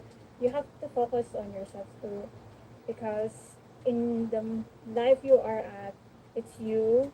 And also, maybe let's put it in this way that if you don't focus on yourself, you can focus on others, right? Remember in this, in in the airlines or before the flight goes on, they say that you if there's any um I forgot how they give the instruction, but remember there's a mask, the oxygen. They say go for the mother first before the baby. And for me, that analogy that if you breathe But- in for once, But so you can save the life of your child or anyone else. You have to focus on how you take care of yourself. For that way, you know how to take care of others. So for me, that perspective really changed, and pwede magpatulong. I do still care for others. It's just that I have to care of myself. That I was before kasi I was like thinking of Mamaya others, pwede like magpatulong. like as Mamaya would pwede magpatulong. anyone would be. Mag-pick up Like yung I think t-shirt of my ko sa mother, I SGB. think of even strangers, I think of them like, Grab ba oh, yan? natapa man siya, oh, come on, let me help you. So mag-ana. Hindi, ito And lang ang then hanapin. now, Si how I Chiquis see it is, Cotton. it's just a simple like I should take care ano of yung myself. pinapapick I up? should check the other Di ba breasts. dati Like, nagpa-pick up ka I sa have akin dito ng passport? other Ay, ng breasts that's document. still Ano here ginamit mo? that still need to be checked. With that simple gesture, a lot of things change. I hope I answered that question. Thank you. Yes, thank you very much. So I hope that answered the question. And everyone, thank you. Let's all show our appreciation for Ate Rodley. Let's all show our support, continued support to her too, by giving her our token of appreciation. Please deliver it by Film Director Nadine Uriel. Ituturo ko nga sa'yo, bakit ano On behalf of the ICanServe and the organizers of Pink Perspective Year 6, we thank you, Ms. Rodley and Rita Ford, for sharing your story in today's webinar. Your openness and resilience are incredibly moving, and your experience provide valuable perspectives and encouragement to everyone in the webinar. We are grateful for your willingness to share such personal journeys with us today, and in recognition of your generosity and bravery, we are honored to present you this certificate of appreciation for your inspiring talk and contribution to our webinar today, signed by the presidents of the organizing committee. Again, thank you so much, Ms. Rita Ford. And let's give her a round of virtual applause. Thank you. Thank you, Ate Rodley, and everyone. Now, let's all open our cameras again. And let's have our photo moment. A reminder, we don't know where you are on the slide. So everyone, please just put on your best smile.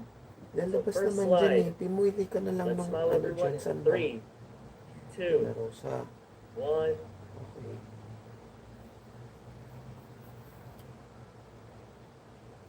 Going on to slide 2, 3, 2, 1.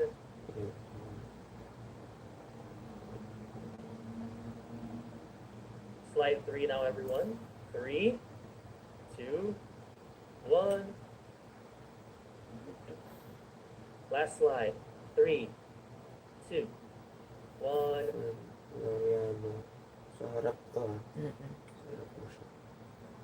Thank you, everyone. Hindi naman ako And thank you, ICS, Rodley. Thank you very much. It was a very great thing to have you here.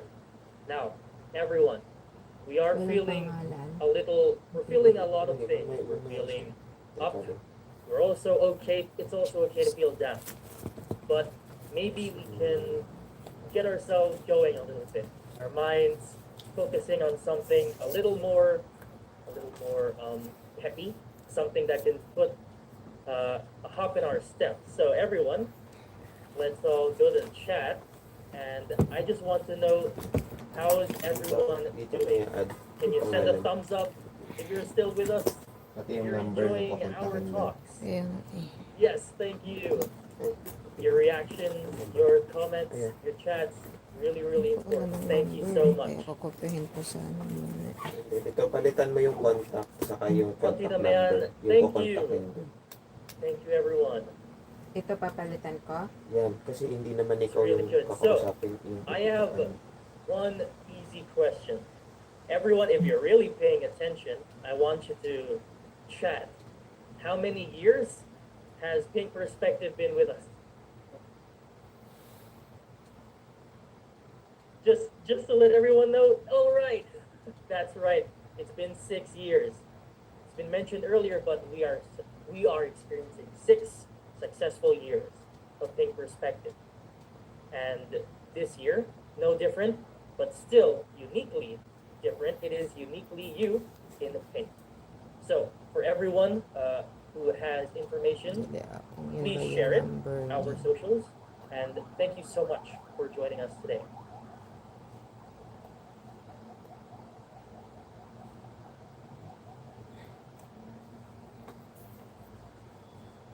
Thanks, Martin, for great hosting. Thank you, Tita Mayan. Is Tita Ron So- here? Is Tita Ron? Is Tita Is Ron? Tita Ron here? It looks like she's not here just yet, but we are preparing a game. So I hope everyone is still okay. JN, can you please call Tita Ron? Because they're busy in Shangri-La now eh. JN? Thank you very much, Tita. Yes, tita. Tope is with Tita Ron now. Tope is with Tita Ron. 0935 From Rotaract Club Cebu, Fuente, USC, someone is saying feeling very sentimental, motivated, and enlightened at the same time. All speakers are very admirable. Thank you so much. From Rotaract Club Cebu, Fuente, USC. Thank you.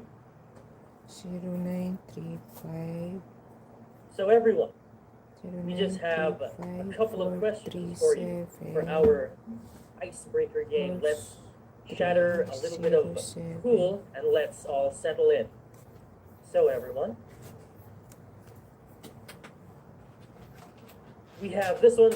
Which of the following are possible symptoms of breast cancer? Now, wait for my signal. I'll give the go. So, keyboard warriors, please. I know you're excited, but let's see. Is it A, a lump or mass in the breast? B, swelling of part or all the parts of your breast? C, breast skin irritation or dimpling? D, red, scaly, or thick nipple or breast skin? Or is it E, all of the above? Pick up 3, 2, 1, go. Backyard to, di ba? All right. We have ease in the chat. Is that an R? There's an R in the chat. Okay. So we have ease. And everyone is on their game today because the correct answer is letter E. Thank you. So it's all of the above. Please take note of these signs. These signs will help you see the symptoms. Thank you, everyone. Okay na. Pick up Let's see. What else you got for us? So, everyone, next question. What are the benefits of early detection? A, easier to treat successfully. B, cancer is typically smaller and not spread to other areas. C, it's less invasive treatments. Or D, all of the above. 3, 2, 1. Go. Sa SGV. Tatawag yung delivery. We got D. D's in the chat. Nalagay ko din naman yung para sa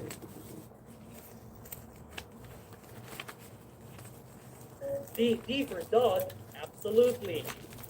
We are one if it's not D. All right, everyone, we have letter D. And everyone, I'm sorry to say, but you are still correct. It is letter D. The correct answer is letter D. With the fake out. Good job, everyone. Everyone's really on their game today. Now, everyone, let's try this one. Oh, we have a true or false question. Now, this is very little known. We don't talk about it enough. But men can get breast cancer too. Is it true or false? We have true, and it is very, very true. So everyone, let men know that they can still get breast cancer. It is true.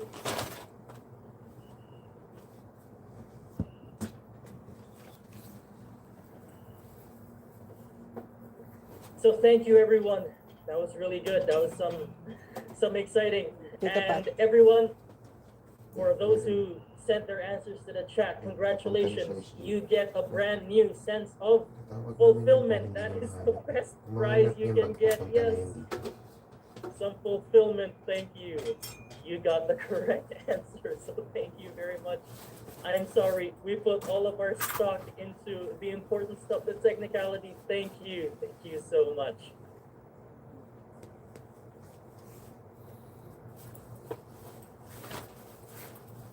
That was really good. So thank you everyone. Thank you so much. Now, to proceed. So before we proceed, I'd like to thank everyone again for being here. It's really impossible to have this without your support. Rotarians, survivors, our best friends. Very important that you're here with us today. And again, as I mentioned earlier, one of the biggest turnouts in Pink Perspective history. So let's give ourselves a round of applause. Really good to have everyone here. 122 right now, 112 right now. So now, everyone, it is my honor to call everyone's attention to our Zoom, and let us watch a very important presentation from ICanServe. We have some updates and some upcoming events.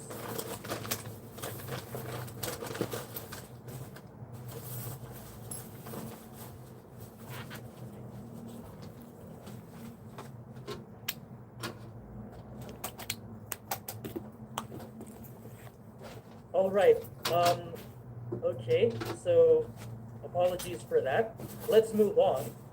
This video is a video by the Rotary Club of Cebu Puente, UV, prepared by them. Every story begins when you think pink.